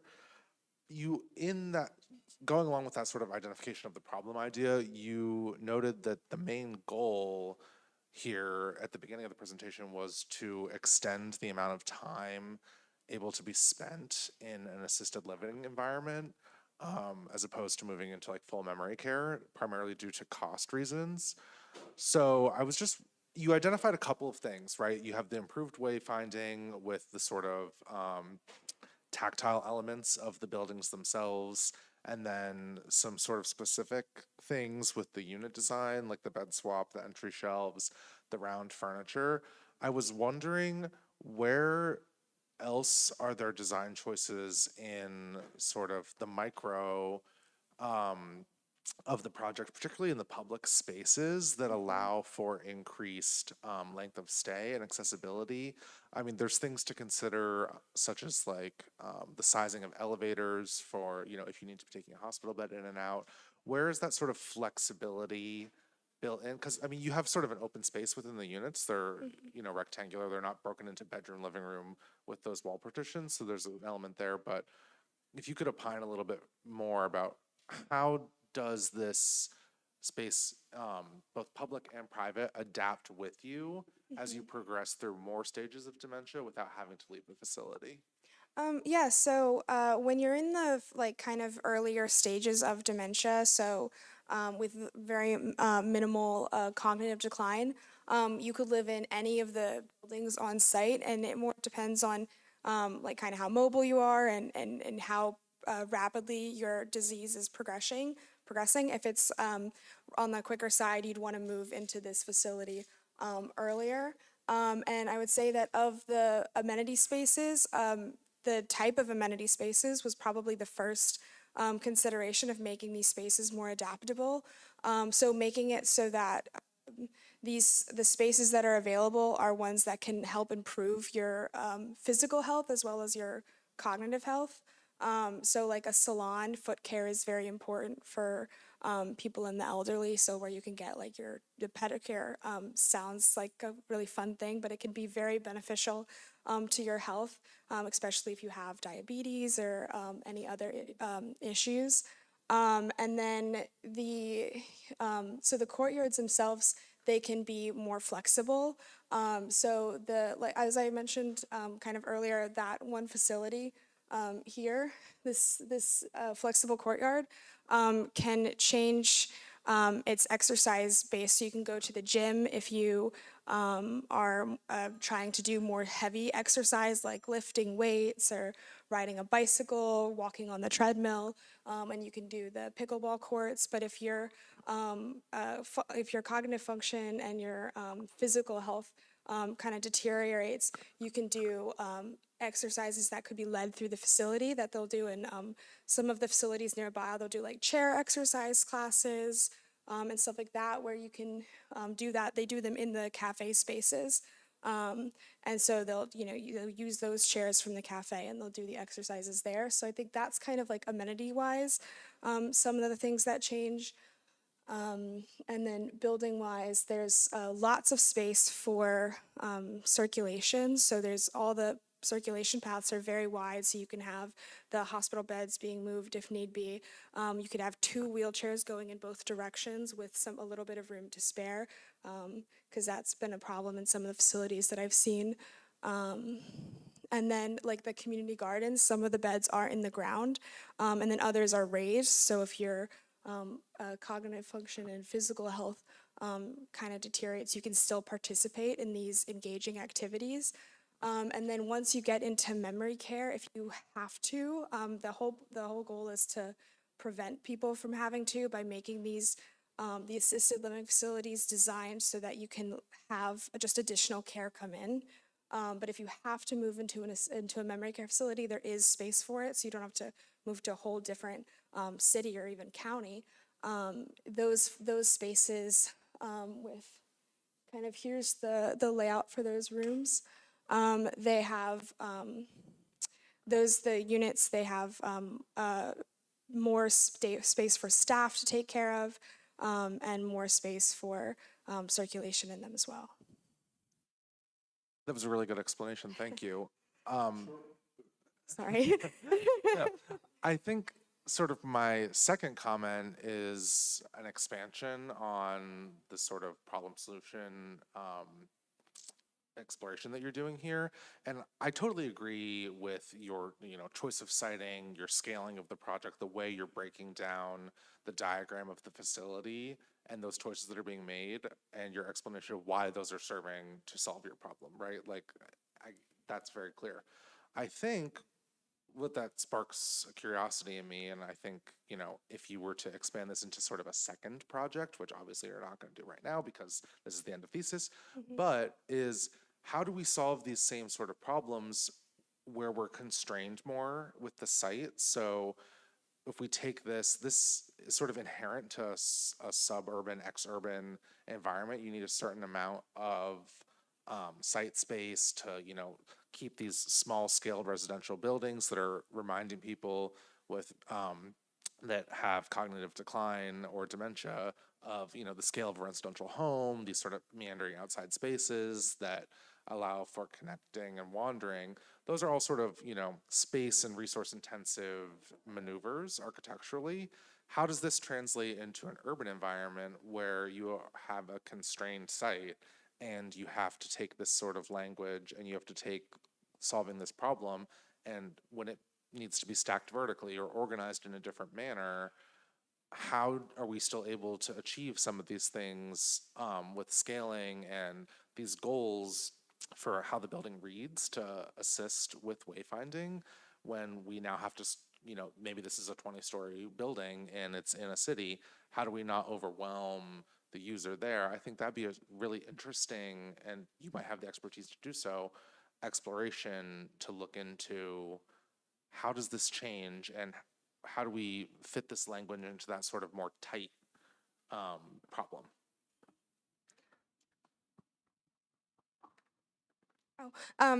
Yeah, no, I'm definitely really interested in that idea of doing it in an urban environment. It's something I definitely thought about, because the more you have, the more urban the environment is, that means typically the residents who are using it are used to a more urban environment. So you want to make sure that those facilities reflect what people knew in their life before they moved here. It's something that they're comfortable with. And so I think that if it's in an urban environment, it might take on a totally different form. And I think that the key would just be remembering those kind of 4 ideas of having a small, and within that big facility, having small community spaces, or a smaller sub-communities as well as the larger community. And then once again, like access to like daylighting and all of those other elements. So, Abby, Yes. not Abigail, Abby, you've obviously done an immense amount of research and familiarized yourself with the issues of this kind of project. I mean, that's very, very clear. And there are very specific examples in research and things of what works and what doesn't work for this kind of, user, right? And all the different stages of life, from independent living all the way to nursing care, are very, very important. And we've seen recently in the marketplace these kinds of projects used to be built by nonprofits, and now the for-profit world discovered them. And there's a lot of for-profit developers doing these sorts of things. So, you know, and obviously you should take your project and go to like Sunrise or Welltower and ask them for a job, you know, because you know a lot about this stuff. A couple things about it that I think are sort of questions for me on all this that maybe relate to senior living, but maybe don't. So, for example, the choice of the site in the burbs is probably realistic. I mean, one would, in a lot of places, your research about finding the right location is good. What we're finding in senior living, at least my partners who practice it, there are a lot of people who want to be in senior living, but in urban places, as you were saying, because they want to be near other amenities like supermarkets and other things that, you know, animate their lives while they're still in independent living and can get around.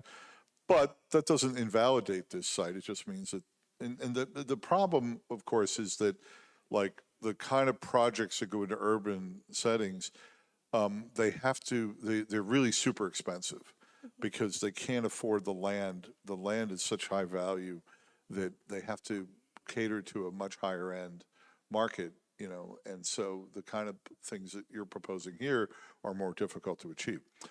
That said, I find, and by the way, I appreciate very much this diagram. But I've been staring at it for the past 20 minutes. And I think there's some missed opportunities here that would make the project better, just to talk about them for a little bit. The ring road around the outside is for what reason? So for, it would be parallel parking for the staff, residents, as well as a road that can connect people. So like the intention was that when you first visit the facility, you'd park in the main entrance, and then Right. once you know where you're going, Okay.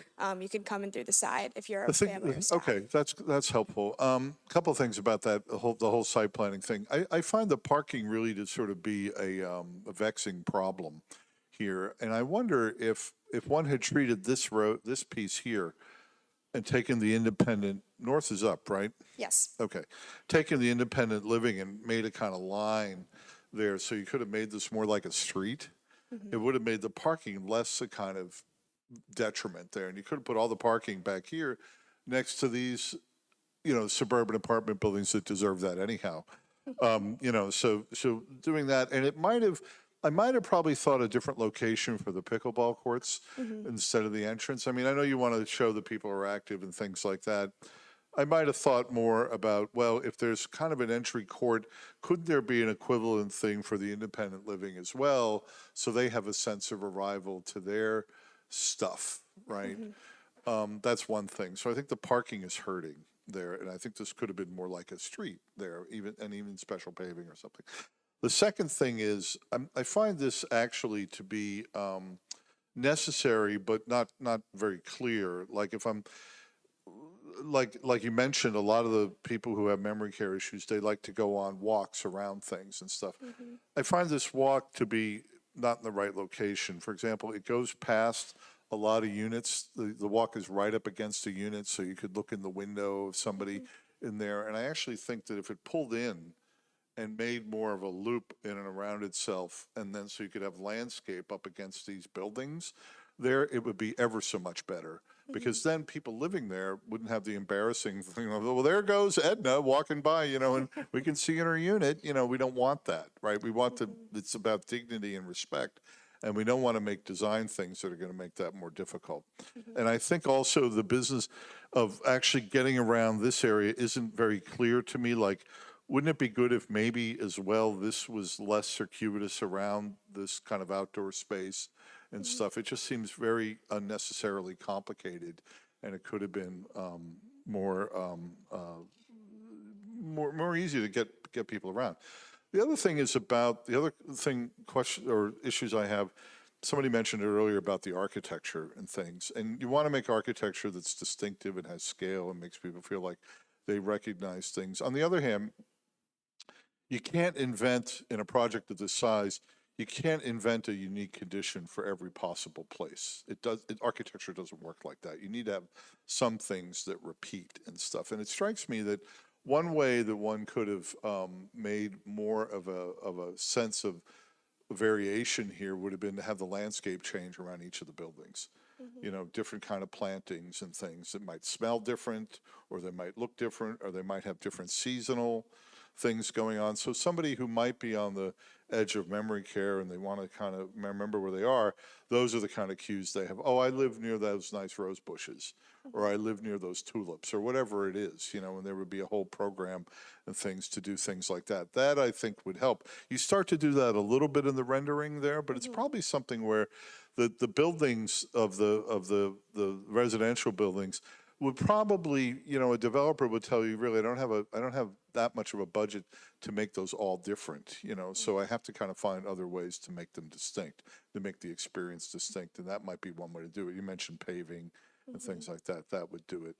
I probably would have maybe tried to concentrate a little bit more, some of the more public activities like the library and things, maybe more towards the center. I mean, how many residents can you host here? 160, I believe, 160? of the assisted living. Okay, and that's a good number for this kind of development? Is that Yes, a yeah. normal size? Okay. Well, the only thought I had about that was whether a second floor in the front house maybe could have had some of those amenities, and maybe one could have had more residents and things. So more of the kind of public use stuff was concentrated towards the kind of front entry and piazza and arrival place and things like that. But that's not necessarily a major point. I think my big thing really is this missed opportunity of making this into something much more than just a kind of suburban street with parking lots off of it, you know, and that would really help the whole environment, and it would bind some of the independent living. I know you have the pathways and things lined up, but it would help the independent living share a space with the other side of the street and feel more like it's part of the project. Yes.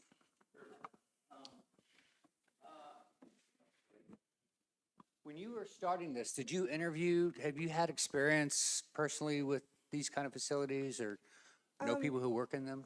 Yeah, so the main experience I had before this project started was that I have two grandparents in assisted living. Okay. And one of them has dementia, and he actually passed away like during the course of this project. So it was one of the reasons I first thought about this was I saw how he had to move constantly, and I was like, well, this is a problem we have to fix. So if we can make a more adaptive facility, then that would be something that would help him. And then in addition, while I was working on it, I met with some people who design senior housing, as well as Professor Bennett and I went to one of the Victory Housing projects in Prince George's County. That's an assisted living facility for much smaller, and we spoke with the staff about the problems that they have. The staff, yeah. So the staff, I got to experience this for the past 2.5 years with my mom in Richmond, and so every weekend I was there. And one of the things I found was that the best thing there was the nurses and the help, and their biggest issue was the constant pressure and the constant having to maintain this even strain. And what helped them was this whole separate part in the facilities where they just got to go escape and rejuvenate so they can come back and be just even more helpful. So is that integrated in here? Because the staffing is really hard. The place that my mom was at, also that was $14,000 a month. And there's very few people, if they don't have long-term care, that can actually afford that. So how does this scale down to the population who's not gonna be able to afford something like my mother was at? But more importantly, these are great. I mean, you have a wonderful project, but it's for people like me who are at the age now where we're having to deal with this.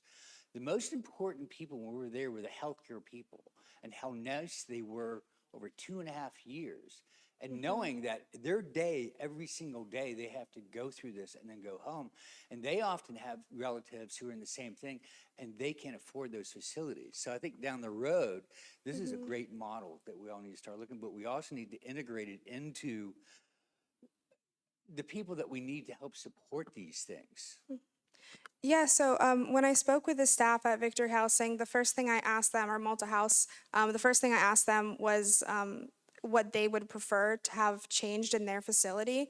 And they mentioned that they needed their own separate break rooms that didn't have like windows to the extra area, because when they were on their breaks, what a lot of the facilities have is there is no break room. They're just sitting in the residence amenity spaces, and they can't actually take their break. And it's a very taxing job to have to help take care of people. It's physical labor as well as mental. A lot of people are prone to aggression, and so it can be very difficult. And so they really wanted to make sure that they had a place where they could go and take their breaks.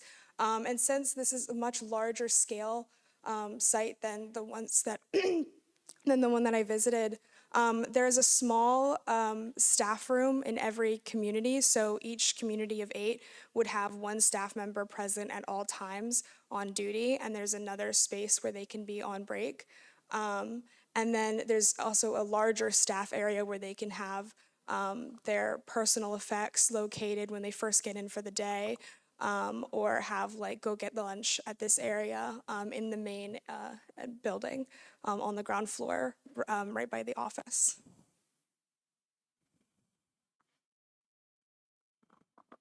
I'm sorry, I can't resist. Did you see Saturday Night Live last Saturday? There was a celebration of nursing. I did at the very beginning. Yes, exactly, where the hospital nurses felt so ennobled by their tasks. And the two who were around an aging gentleman were whining and abusing him in some ways. It was cruel, and my wife and I found it very insensitive. However, it's not entirely inaccurate. Yeah, you can keep going with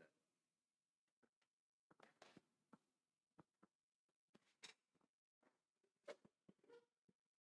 I think just one other comment to add, just because as I'm looking at these section cuts, even talking about ways of wayfinding, I'm wondering if there's ways in terms of the spatial quality on the interior and in the actual units themselves to help direct wayfinding too. Just kind of thinking about looking at that section, every strata is kind of even, it's kind of each story is one level. There's no real double height spaces.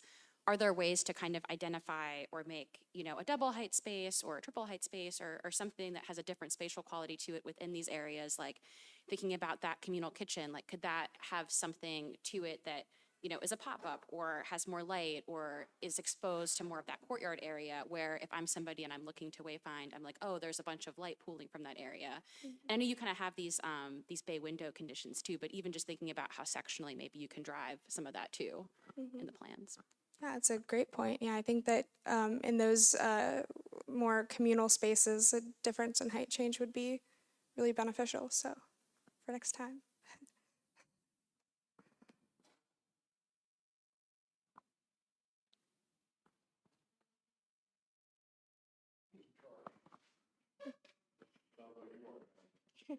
Thank you. One of the biggest challenges in the thesis project is to find a way to bring good intentions to good architecture. And it's a persistent issue because the students have an astute view of the life into which they are emerging, and it needs change in a lot of ways.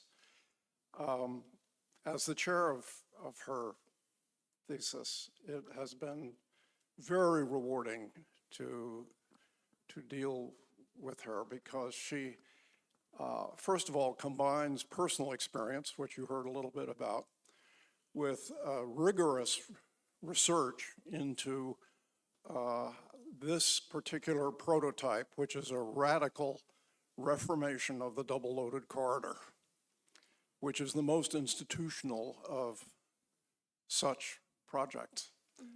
And as an architect, you may know that assisted living arrived in this country as a brand new building type about 1980. And we did the first such project in Rockville as a conversion of a nun's dormitory over an elementary school into an assisted living facility. And we've gone on to do a dozen or so more of these projects over the years. And it has gotten formulaic. This happens with building types. But Abby's is not formulaic. It's a distinct suggestion of another way to look at this. And I want to just congratulate you and express my appreciation for having been able to be involved in this project. And I'm developing audiences for it at both the local and the state level as a prototype. So thank you so much, Abby. Thank you.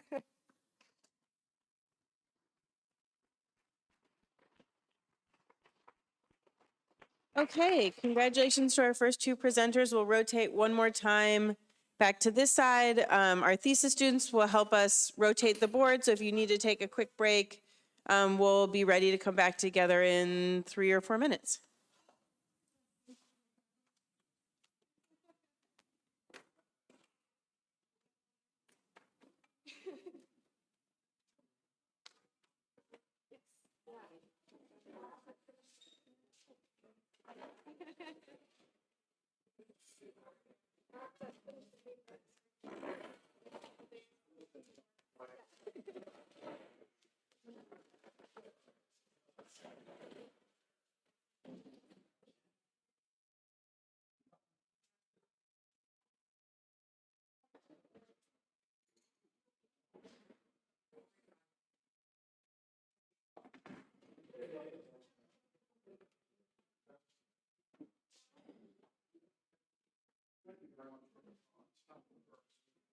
Thank you so much.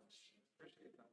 very much. I can just leave it there, but so like this is back and forth.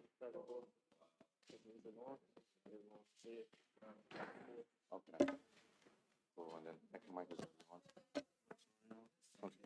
Cool.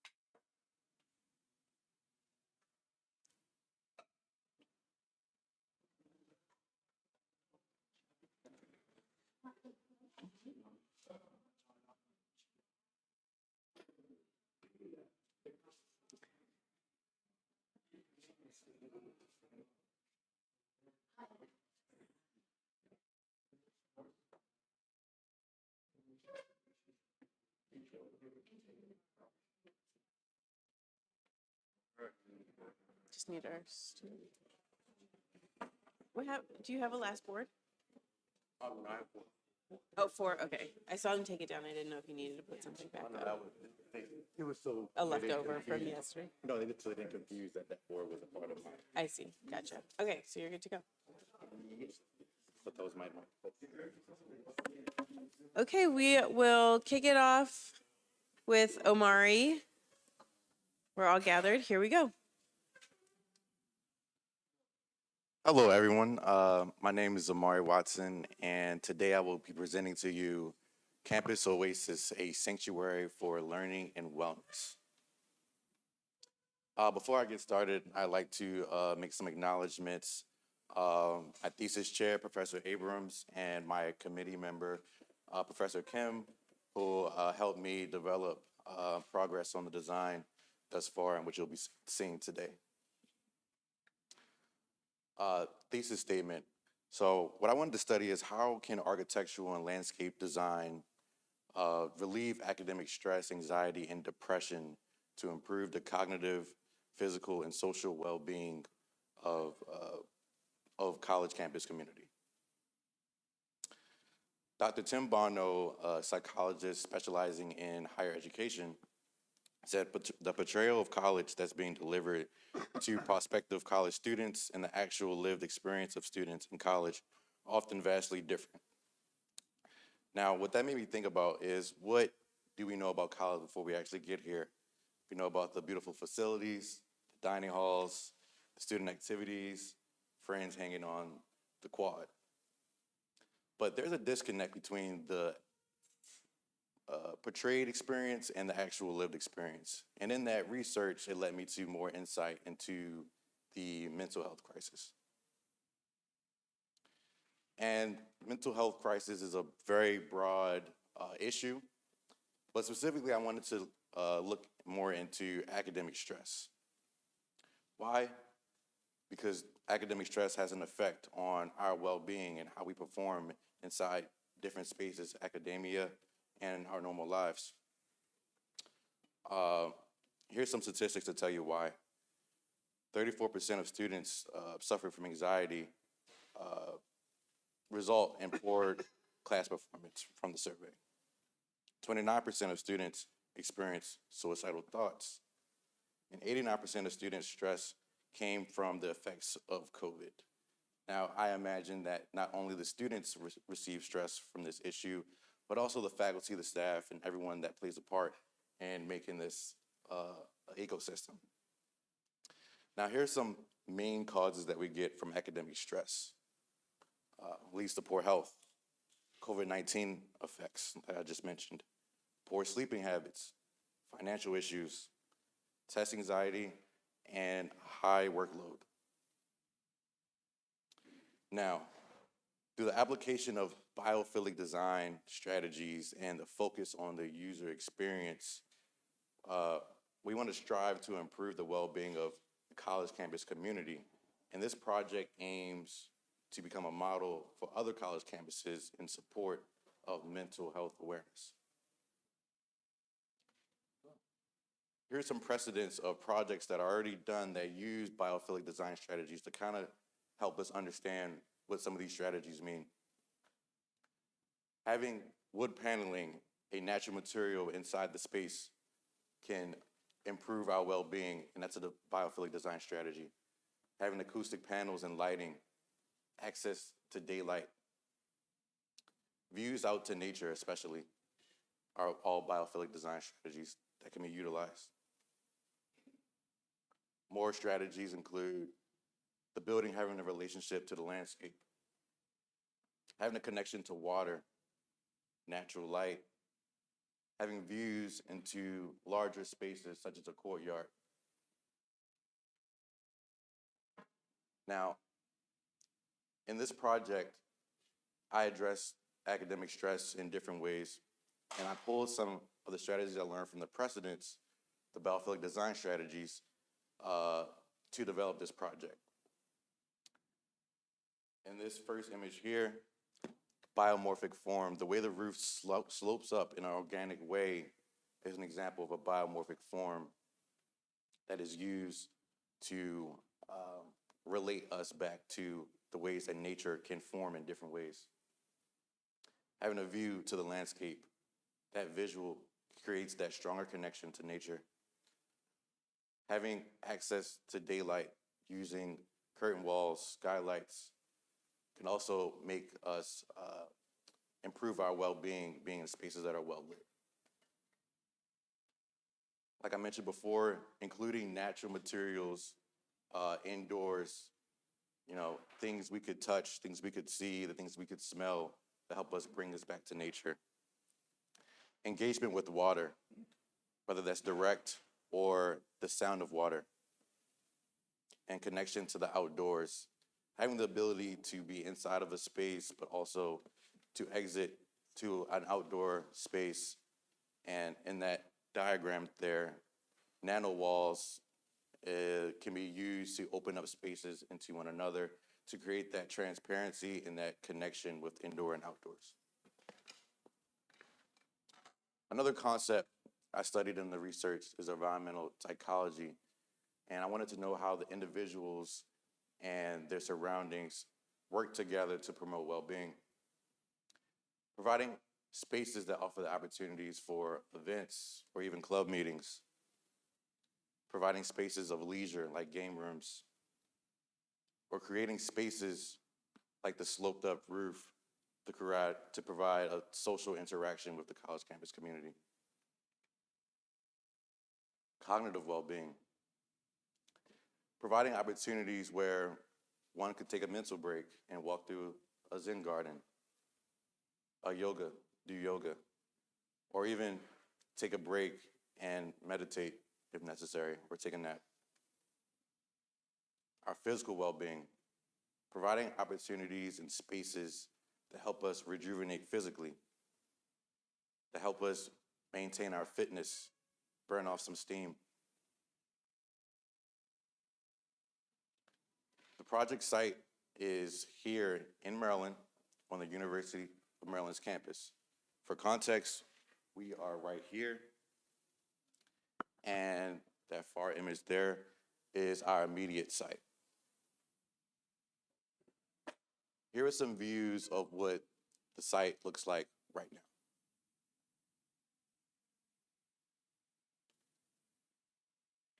And looking at the site and studying it, I wanted to know what's there now. What's there now that we can go and visit these places to help improve ourselves physically, socially, and cognitively. Physical well-being spaces like the Xfinity Center and the Eppley Rec Center, where we could exercise, maintain our fitness. Social well-being spaces that we can go to adhere for counseling, to help with our mental health, or to socialize, to congregate. Cognitive well-being, spaces where we can learn, study, focus. And closer to the site, we also see that there's a lot of buildings around that are learning spaces. They're mainly academic spaces. What we don't see much of is spaces that promote social well-being. These terms overlap, but there is a lack of certain spaces in this part of the campus, which is why I want to introduce opportunities to help improve ourselves at a broader reach campus. One of the main reasons this site was chosen is because its current natural landscape. The site is bordered by the Paint Branch Creek. There's also lots of trees. Presence of trees and views to nature is a big concept and a big biophilic design strategy that's utilized. And what we also learn about the site is how the buildings that are already formulated there create space. The way the buildings are arranged currently make opportunities for parking, plazas, or even courtyards that all define space. What is the strategy that we'll be using? The site also has a plethora of parking, bus stops on this Paint Branch Drive main route, and different opportunities for pedestrians and also motorists.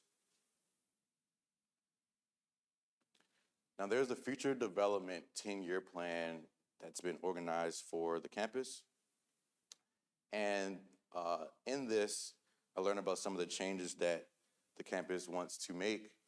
And in studying that, that helped me learn into more insight into how I want to develop my design to respect what's coming in the future. In the design, I broke down the site by aligning axes and main nodes to connect each other. And in these axes, I found circulation pathways that allows you to move through the site in a rigid way and also in an organic way to help better navigate the site. Now here's an axon view of the project. And you can see that this strong axis here connects multiple spaces: the sculpture garden, the reflection fountain in the center, and also the ground branding at the top corner. All providing pathways and different views throughout the site to create an experience before one enters the building. And also I would like to note that the massing of this L shape was done after the research of what was already done there in the site. Using an L-shaped building to create space, to create this courtyard that has a central fountain to allow the focus be on nature as I'm bringing back biophilic design strategies all throughout. Program. In the program, I want to create spaces that nurture the mind and the body. So these spaces here all fall into social well-being, cognitive well-being, and physical well-being categories, but these spaces also overlap. For example, the massage center. While one might say it relaxes the mind, but it also rejuvenates the body. So these things kind of play off of one another, and they synthesize a space that can be multifunctional. Here we at the ground level. The spaces here are coded in the colors with the respects to the categories. And as you can see here, this building here is the weight room, and it mainly focuses on the physical well-being, offering other services like yoga rooms, meditation spaces. North of that building is the Student Education Center, which houses a lot of different social well-being spaces that allow students to collaborate, to congregate, to learn in different ways, whether that's together, alone, or even in a more focused and closed environment.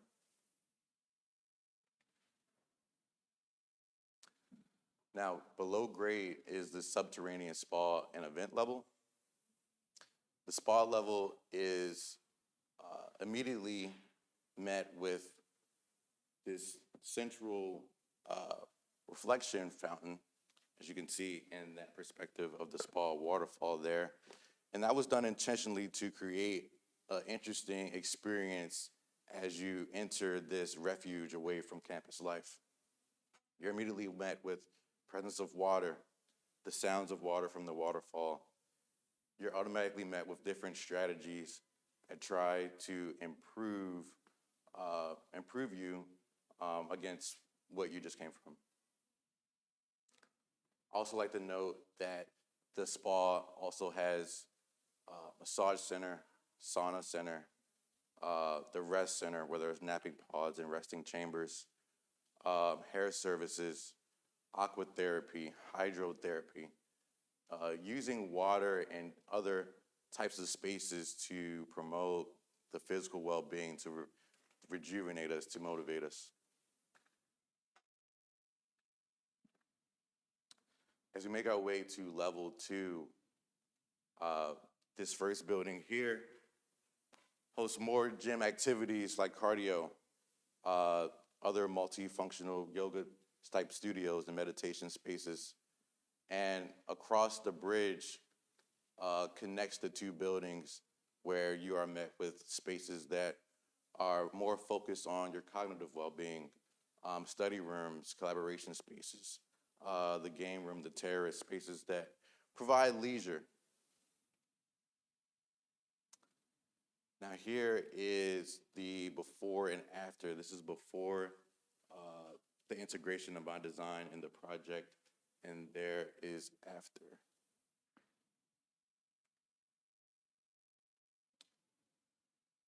So to tie it back together, we want to revitalize our education and recharge our spirit. And we want to synthesize different strategies all at once if we can. For example, having gyms that allow access to daylight, views to nature, tall spaces, spaces that are below grade but still offer opportunities for access to daylight and the presence and engagement of water. Spaces like the sauna where you have that engagement with water, you have that function to rejuvenate you physically, but you're also bringing back natural materials indoors that add that extra measure to synthesize this fully. Thank you. I will open it up to discussion.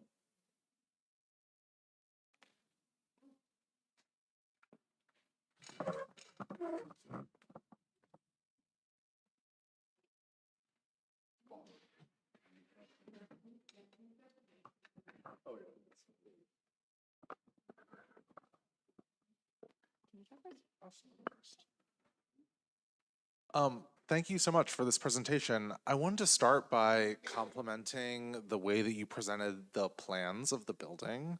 I think that it was very helpful to sort of organize the way that you were presenting the space around the different aspects of wellness, the social, the mental, and the physical wellness, and then to correlate that with the color and different programming within the center helps us as the viewer to sort of understand, you know, what the relationships are between those different aspects of wellness and sort of the intention behind their location within the space. I think the one question I have is you had a very strong sort of thesis statement at the beginning of the presentation, which was nice to hear, and sort of clearly outlined your problem. And throughout the presentation, you're describing sort of the different types of spaces that are needed to mitigate different types of stress. But what I would like to see is sort of what is the actual name of this facility, or sort of, you know, where's the statement that is like, you know, to address this problem in this site, that context being this university, I'm proposing the XYZ facility, or do you know what I mean? Like sort of a naming or putting a pin in like, this is exactly what this building is. You described all of its component parts, so I can ascertain what it is. But I think to sort of have a thesis statement in what the building is would sort of make it a little bit more clear. Whereas as I'm listening, I'm saying, okay, we have a fitness center, you know, there's workout space, there's a spa, there's like a learning lounge, there's some classrooms. I can sort of ascertain what all those discrete programs are. What is this type of facility? What is the type of architecture you've created in making one facility that houses all of those options? Do you want to opine on that a little bit, or? Yeah, so I would say originally we were calling this the Wellness Center, but I kind of wanted to shy away from that term because this project combines different types of spaces that you might not find in a typical wellness center. When you hear wellness center, the first thing people jump to is probably recreation center. The gym and the fitness is probably the typical program you would see in a wellness center. And in my research, going back to what's here on campus, the MAPP+D Recreation Center is also called a wellness center that houses programs like the gym, different studio and yoga spaces. But the difference is in this project, it's kind of combining spaces that you might see it more in a commercial type of field, like the spa, hair services, things like that, massage rooms, which typically is not involved in academia. So I would agree that it needs a combination term for this facility. And I'm thinking of it as a new version of the wellness center, the next integration of the wellness center, or what it can be to ultimately improve the mental health, and to add some new variation to see what may work and what might not work, to help us better develop strategies for the future. Awesome. Yes. Sorry, we want to hear from the jurors, not me, but I just wanted to comment on that. We've all seen wellness centers or spas or whatever, but I think what you're doing that's revolutionary is that you are providing a learning environment that integrates all of these components of wellness. I think that's what's different here, because there's plenty of places to go do yoga on campus, Yep. including in the garage over on Regent Drive, which is horrible. But I guess it would be great to hear a little bit about the kind of experience of the students using the place, because I imagine going here to study and then taking a break to go, work out or swim or, do one of those things, then get back to my studies in a relaxed way. So I think programmatically I think the question was right on. I think you need to tell us what this place is. It's an oasis, but it's a new campus typology, isn't it? Yes. Yeah. Okay. Can I ask a question? Yep. You talked about the idea, thank you, that it was a place for a social space. So perhaps when you start answering some of the questions, you could expand on that. Okay. And I missed the beginning, so you may have said this. So, but also perhaps you could explain why you placed it here. I think one of the really nice things that you placed it here is thinking about all the students who live off campus in Berwyn Heights and in all the new buildings along the way. So while it's far from the center of campus, it actually seems like it's placed in a way that brings those folks together. So maybe if you could just speak to that, and also this question of the idea of the social. You said that the social was an important piece. And could you explain, maybe the way to do that also is to walk us through where the front door is and how people get in and out, and how you expect them to use it, and how you get to the lower level? Okay. I first will say how we got to this site. In my analysis, I looked at different features of different types of buildings that was around the site. I did a proximity diagram, and what I learned was a lot of major parking was around the site, which is friendly to motorists, and I am also a commuter, so that one kind of was more personal for me. How can I access the site and be a part of the campus while not necessarily living in a dorm? And like you mentioned, being right off the edge of Baltimore Avenue and having those student apartments right there was also a factor. And also the last thing was the natural landscape that was already integrated on the campus. Having that creek right there was in the presence of trees was a big reason why I wanted to use this site to study and to figure out how we can use what's already there to help improve the wellness without, totally emitting it. To answer the following question about the social aspect, creating spaces where students or faculty can congregate in different ways was important. Having spaces where you could be separate but focused in study rooms, or even be separate but within the community, like spaces like this that are open to this super tall atrium space. And even congregating outdoors as well, providing spaces that people can congregate and have a relationship with the natural context, being up close to the creek to have that engagement.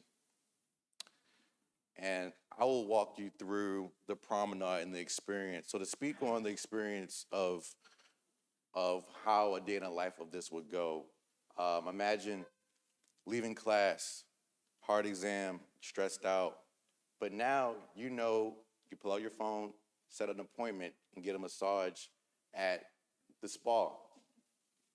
We all want to do that. We all want to do that.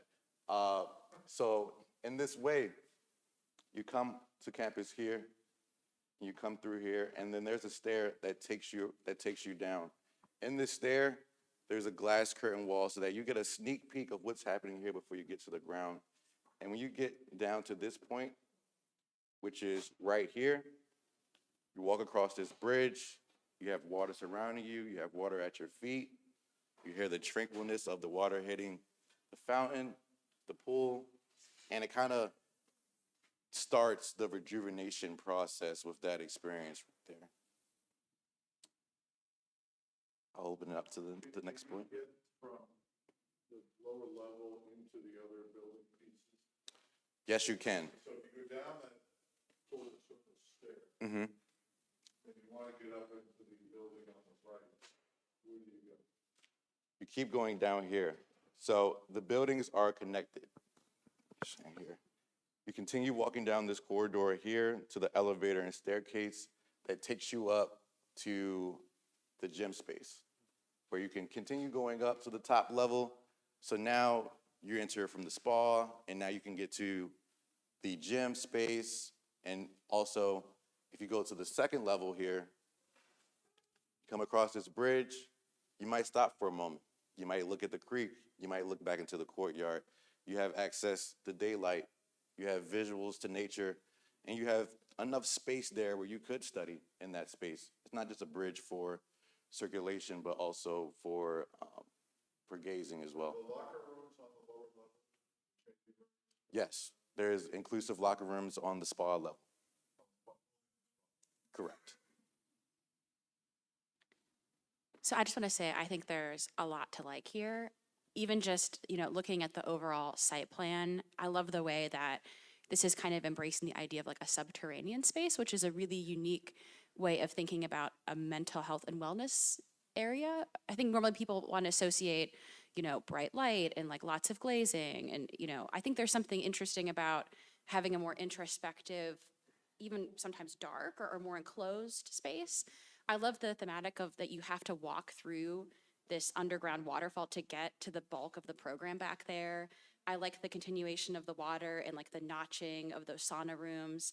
I think you could even draw it out farther on the site too. I think the one question I have is like, is there any way that this water element is like carrying into the primary kind of head building where you have the gym and the collaborative learning center and things like that? Kind of even like in the way that overall site plan, which I think is super successful and shows like, it's very clear there's the river, there's the fountain, and then there's this kind of other thematic water element too, connecting all these spaces together. I think really like driving and digging into that.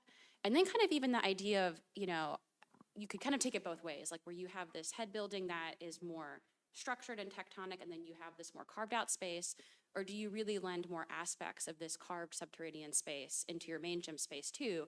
And, I kind of see, I think there's a render of it where you're showing the site topography sloping up onto the top, but do we even need to see so much of a, building built up on the site? Could it even be sunken down? Could we engage even more with the top strata of the building to really make it feel like it's kind of a carved out landscape? But I think there's a lot that's successful here.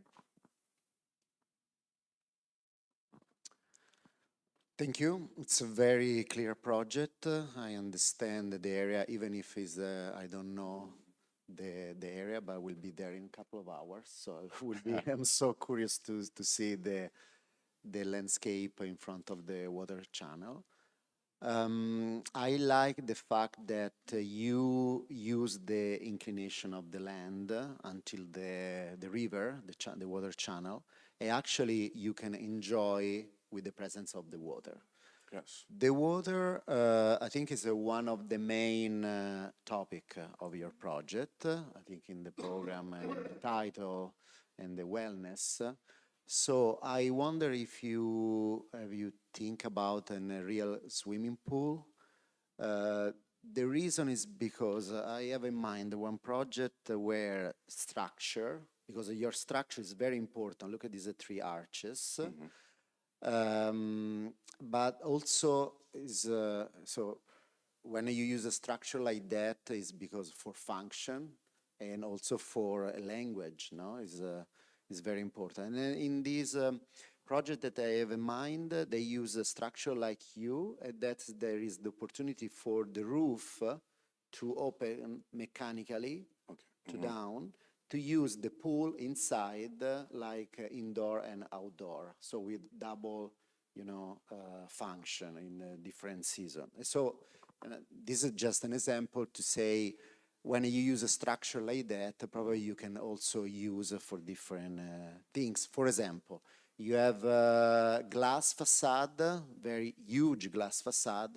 Maybe these three arches, these three structure could be used for base for the louver system, maybe, to filter the light inside. Diffuse light is also a Bafili design strategy. So, Yes, something like more sustainable, like more double skin facade for better performance in terms of save energy, this kind of stuff. Other consideration, I like very much the introduction of your thesis today, because you talk about precedents and example.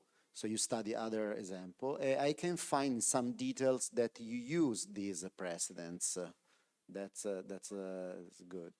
I like the circulation, the diagonal, very clear, how you can move in the site. And what else? Yeah, probably in the program, I agree with colleagues that probably it's clear, it's more clear the wellness, like a spa, in the apogeo, in the underground, rather than the program. I'm going there for, I don't know, swimming rather than relax or gym or other things. But I understand the idea that you mentioned about the learning. That's it. Thank you. Thank you. Thank you. Yes, very well. I would love to visit the center. I'm super interested in the massages. I need it right now. And the sauna. So going back to the analysis, the first slides, where you show, there's a gap. You learn about colleges, you visit colleges, and then, you get to college or university, and it is a little bit different than what you've been expecting. I think it's part of the stress is a little bit part of the experience. The problem with stress is that there's not really a set limit to what one can withstand without actually needing help, right? That's the problem with stress. So a little bit of stress, otherwise it would just be not the experience. You divide the stress into different origins, right? One is health, for example. One is anxiety due to tests, right? Then there's the financial stress, of course. There's a lot that I think maybe a part of your analysis could have been dedicated to tying that more securely to your design, right? So the stress due to health can be solved, saying again, the massage center, but also maybe, speaking to some kind of health professional, not only mental health, which is obviously resolved in your counseling center, but also maybe, I don't know, an infirmary, an additional infirmary, right? That could have been one thing. Test taking, stress, there have been a lot of studies that demonstrate how your collaborative learning center would really help with that. So peer-to-peer, right? Somebody who's maybe 1 or 2 semesters ahead of me and is taking the exam with the same professor can kind of walk me through it. Maybe you could have like organized in your collaborative. So the spaces are there. I'm not saying that there's anything that's missing, just except that there were several different origins to the stress that we're trying to resolve with this architecture and tie them in. Like the game room, that's actually a socializing, right? So that could help with meeting the peers or blowing off steam, as you said, that's health. So connecting, I think, better the parts of your architecture with the origins of the stress that we're trying to resolve with this. I agree. Maria, it's a very nice presentation and some very vivid imagery. It makes me think if we were to go maybe to some European city, this might be expected in every community, a facility like this. The thing that scares me about the United States is that we're just so ruthlessly horrible to one another, and we would rather spend money on the military-industrial complex than taking care of our own health. So, yeah, well, there is op-ed in this, but I look at this and I think to myself, okay, so state legislature is not going to fund this. I mean, they don't fund anything of like this at all. So clearly this is somebody that's lost a child or something to suicide, and they're Bill and Melinda Gates type of wealth, and they give the facility to the campus, and then the campus uses it.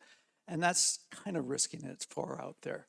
But I just look at this and I think you've learned a lot from this. And one of the things that gets me is that one of the big problems that you describe are all these mental health phenomena associated with collegiate architecture, that most of the collegiate architecture from the 1960s onwards really sucks.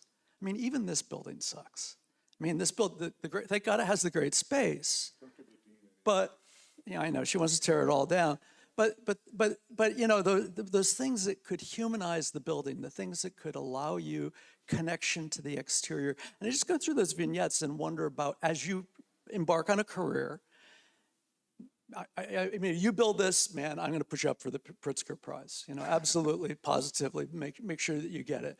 But is there a way to take the sensitivity towards the elements, these vignettes, and view them tactically in a way of humanizing environments that we might build incrementally, or even coming back and let's say you're working for a firm that does collegiate architecture and they're doing a renovation. Is there a way that you can take some of these ideas and fold them into the way that we might think about contemporary academic buildings so that you don't have to go to a facility exclusively to get this kind of stuff, but you have, some portion of the architecture building has a place where you can go be quiet, or a place where you could play ping pong with some friends and not destroy their models and stuff like that. So I'm just thinking about, and there is a movement in collegiate architecture from the 60s to the present where you start to see this idea of creating unprogrammed spaces for social interaction that is helpful to the conveyance of creativity and conveyance of knowledge. And you look at some of the newer academic buildings on campus, and those newer academic buildings on campus have more humane spaces built into them. So I think there's something from this that you could actually accomplish when you get a job in a firm that does work on college campuses. So. That's a really interesting point, Brian. I mean, also in the commercial world, offices are designing wellness rooms in for people to, go and sit for a while by themselves. A couple of thoughts. If you did a map of the campus of where the highest level of stress was, you obviously would have put this building much closer to the School of Architecture. So, engineering, strategically located between engineering and architecture, maybe, but yeah, but we would love it being closer to here. A couple of things. I love the fact that you made that little creek look like the Mississippi, the mighty Mississippi there. Would that it were so. There, and also the green roof it's a little steep. You can stand to the side there.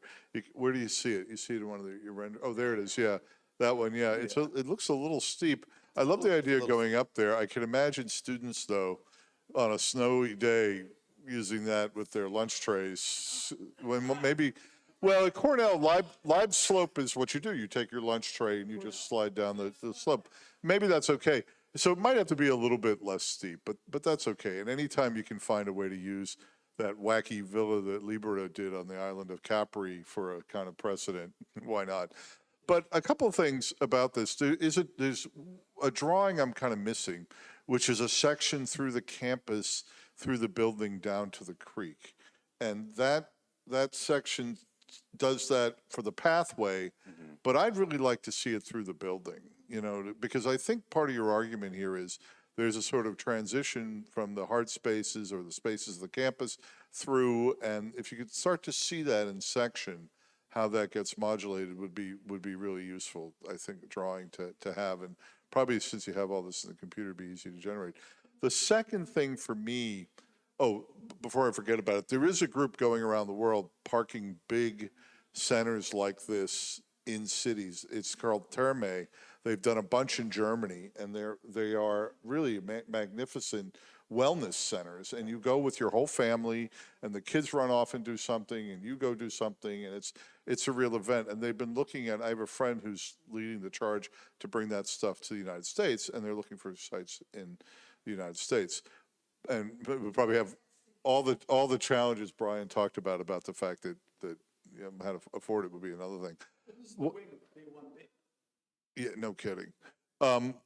But the thing that I think is a little bit problematic in terms of the architecture is I think that curvy quarter circle stair going down to the spa is not a good idea. I think in rainy days or snowy days, it would be treacherous going down there. I think you need to come in this building and get oriented with a lobby and a welcome sense and a sense about where you find the locker rooms and things. And I think then you would probably take some of the space below grade and have it connect to that stair and make maybe a kind of two-story lobby there that would make it much easier to go downstairs. One of the hardest things in architecture is going down. It's easy to go up. There's lots of ways to go up, but going down is always a challenge there. And so I would rethink that quarter circle stair, because you end up in this awkward circulation space, and all you really want to do is find the locker room where I can change and then find my way to all these great amenities that are inside. I think that would be something you'd really want to think about. And then probably I might want a below grade connection to the other building, so that if I'm studying, I can just go downstairs in bad weather and go across there and go outside. I have to say, though, the completeness of thought and the completeness of the resolution of the architecture and all the ideas there that you have about all this is really impressive. And I agree with Brian, our society probably doesn't fund this sort of thing enough, but I really, you know, want to commend you on the completeness of your thinking. Thank you. Anybody else want to say something? I'll just say one thing is that looking at your elevations, it doesn't look like there's a lot of ways to get out from that courtyard into the courtyard, and rethinking just to activate that courtyard. Rethinking all of this. I mean, maybe these all open up, but it could really open up into this courtyard, and so that you could get a much more active space between the two, inside and outside. It's an interesting idea. Thank you. I have sort of two quick points. The one point that I would make is I think that, you know, we've all been talking about there's sort of so much breadth to the number of interventions, the number of program types that you're collecting here, and we've all been talking about how do we focus that and, you know, make that relationship stronger. I think one of the main areas that you've identified is the inclusion of water, and you were speaking to this, multiple people were. I think that there's also an opportunity to, you know, since we're in a thesis environment, like to take it one step into the crazy and conceptual, and like how it interacts with that stream adjacent as well. Like, are we diverting that into the site at all? Are we using that sort of natural resource, and how are we engaging with it? I think like the sort of forum steps and the overlooks are great, and honestly like more practical to what would actually get constructed. But like in terms of a sort of theoretical exploration, you know, how does that look? Does it become more permeable with the water? And likewise with the building itself and the programs, does it sort of cross that threshold? Because I think one of the more driving and convincing points that you made is the location of it on the site and campus, sort of being that bridging moment between campus and the area of downtown and off-campus housing that's along Baltimore Avenue. Could, you know, elements of the building jump the creek or in some way like that? Could we use that as a tool to sort of organize our program and create those sort of bridging relationships and open up that permeability across the site, that would sort of allow for more interaction, and sort of spread that program out from its centralized node? But other than that, I think it's very comprehensive in terms of like its form and the way that you've compiled it here, and certainly practical and constructible. I just think like on a sort of experimental and explorational level, like how could you sort of fold it in a little bit more with the landscape or create more bridging there? I'd reply to that by saying there was early thoughts about how I can kind of get a little wild and maybe even have opportunities where, you know, a large wedge went into the topography and met the building at a closer point. What if there were opportunities where the water, the natural water system, and it could be used to filter into the water system of the building, possibly for different relationships. I'd also say that there's definitely opportunities left to explore more connections. Professor Bell mentioned that as well, with having even a connection from the spaces down here to the spa. So I think, you know, to take it a step further, having connections with the creek and outside the site would be something interesting that could, you know, add to this conversation. Thanks. You've done so much here, and I have two thoughts for you as you go forward in your career. One is, you started us off talking about the factors that lead to increased wellness and so forth. You talked about environmental psychology. I would have loved for you to cite the research. You know, you showed us some stuff. You said wood ceilings, you know, make people feel better. And I was thinking, who says? I want to know who actually says that. You know, maybe that came from a precedent. Maybe it came from your research. But I would love to see the environmental psychology study that actually shows a link between that use of natural materials and the improved well-being. So, you know, I'm pretty much going to believe that it's true.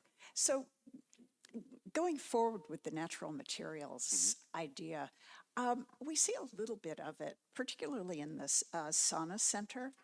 But I think, you know, going forward, there's a whole lot more you could do if you think that wood and other natural materials do contribute to a sense of well-being.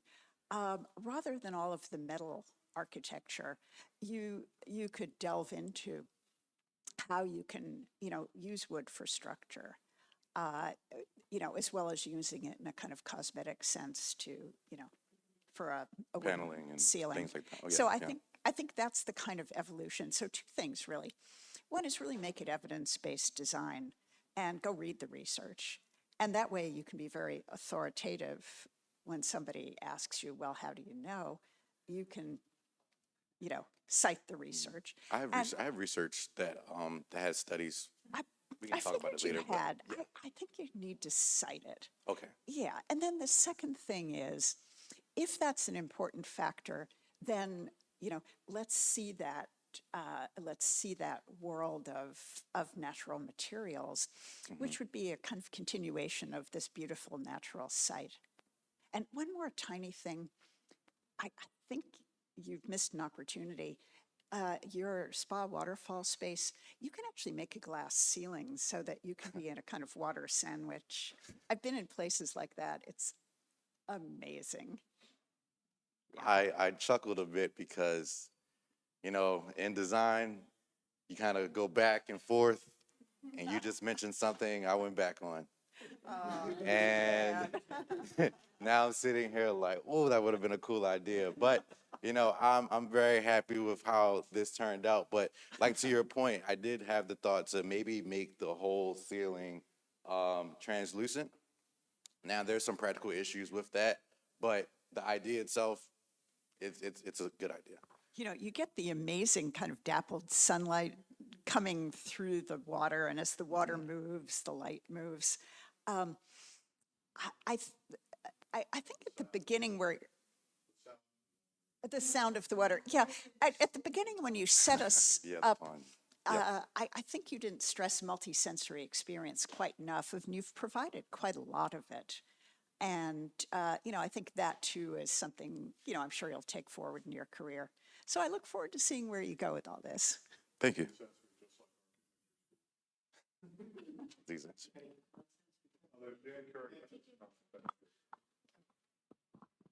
So, Omari, thank you for your presentation. I also hope that when this gets built, that the faculty will have access to this. But you will.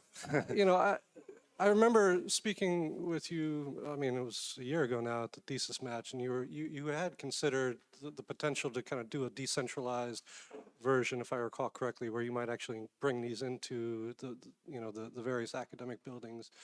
And I certainly see the case for the centralized model. And I think really the big opportunity here is, one might make the case that this is probably one of the most stimulating social and mental environments that you'll be in your life. And you may never have access to as many resources as you have here. So pairing this with an educational facility, I think the big opportunity is to help students teach them how to, take all this in, manage it, build habits of self-care into their routines as they're transitioning into college life, but then also as they're leaving college and transitioning, beyond the educational experience, how to carry this forward into the rest of their lives. So, I think this would be certainly a phenomenal improvement for any institution of higher learning. So, congratulations. Thank you. First of all, I take the blame for making that ceiling not glass because I advised him not to. But you had enough compliment, so I will compliment a little bit more here. I love that how thorough that your presentation has gone through from the beginning of the idea to the site selection, and then how you form the building and then programming. And I love how comprehensive program is. And then the beauty of that is the inclusiveness that every student have stress, and then different students need to deal with that differently. And then you created all these different types of space with enough separation from each space that I think that is really important. And then that way of thinking is, I think it has a lot of value to think through the inclusiveness and then comprehensiveness of the development. It has a lot of value, not just as an architect, but also whichever part of the industry inside of this building industry you're getting into, especially owner side, developer side, that the way that you're thinking to make a better space for everyone who can come to. I think that is very important way of processing your project. So I can see yourself being in any different types of architectural industry, and then to use that knowledge, the thing that you learned from this process, and being a great person, not just an architect or the developer or the owner, but great person to develop, to contribute to develop a better society. So please don't forget what you have learned. Right, Omari, I'm gonna close it up. I'm the chair of Omari's presentation and proposal. Omari started thinking about the users from the very beginning, and he never lost track of that. The idea that the user experience was first and foremost in his mind. And he developed a sequence of events that, in my view, I think your sequence of events uplifts people's spirits and engages the human experience really well. I can see this being a space, as Professor Curry, right, a teaching opportunity in which maybe the freshmen come here, also be engaged in this safe environment, so they start to feel at home in this environment, or kind of echo the words of Professor Kelly, right? In which it's our own program spaces, but they're catered towards socializing, right? I have to say that, Omari, that I'm very proud of your accomplishments. Talking to you was my highlight of the week. Dealing with undergraduates all week long in faculty meetings, talking to you was a breath of fresh air. Likewise. And talking about concepts and ideas and how to think about the body, the mind, and the soul with its space, to me was the most fun I had in a long time. So thank you for that. You're gonna have a very bright and promising career. I can guarantee that. And I was just happy and to be part of your architectural journey. So thank you for letting me share it with me. And congratulations again. Thank you. Yeah.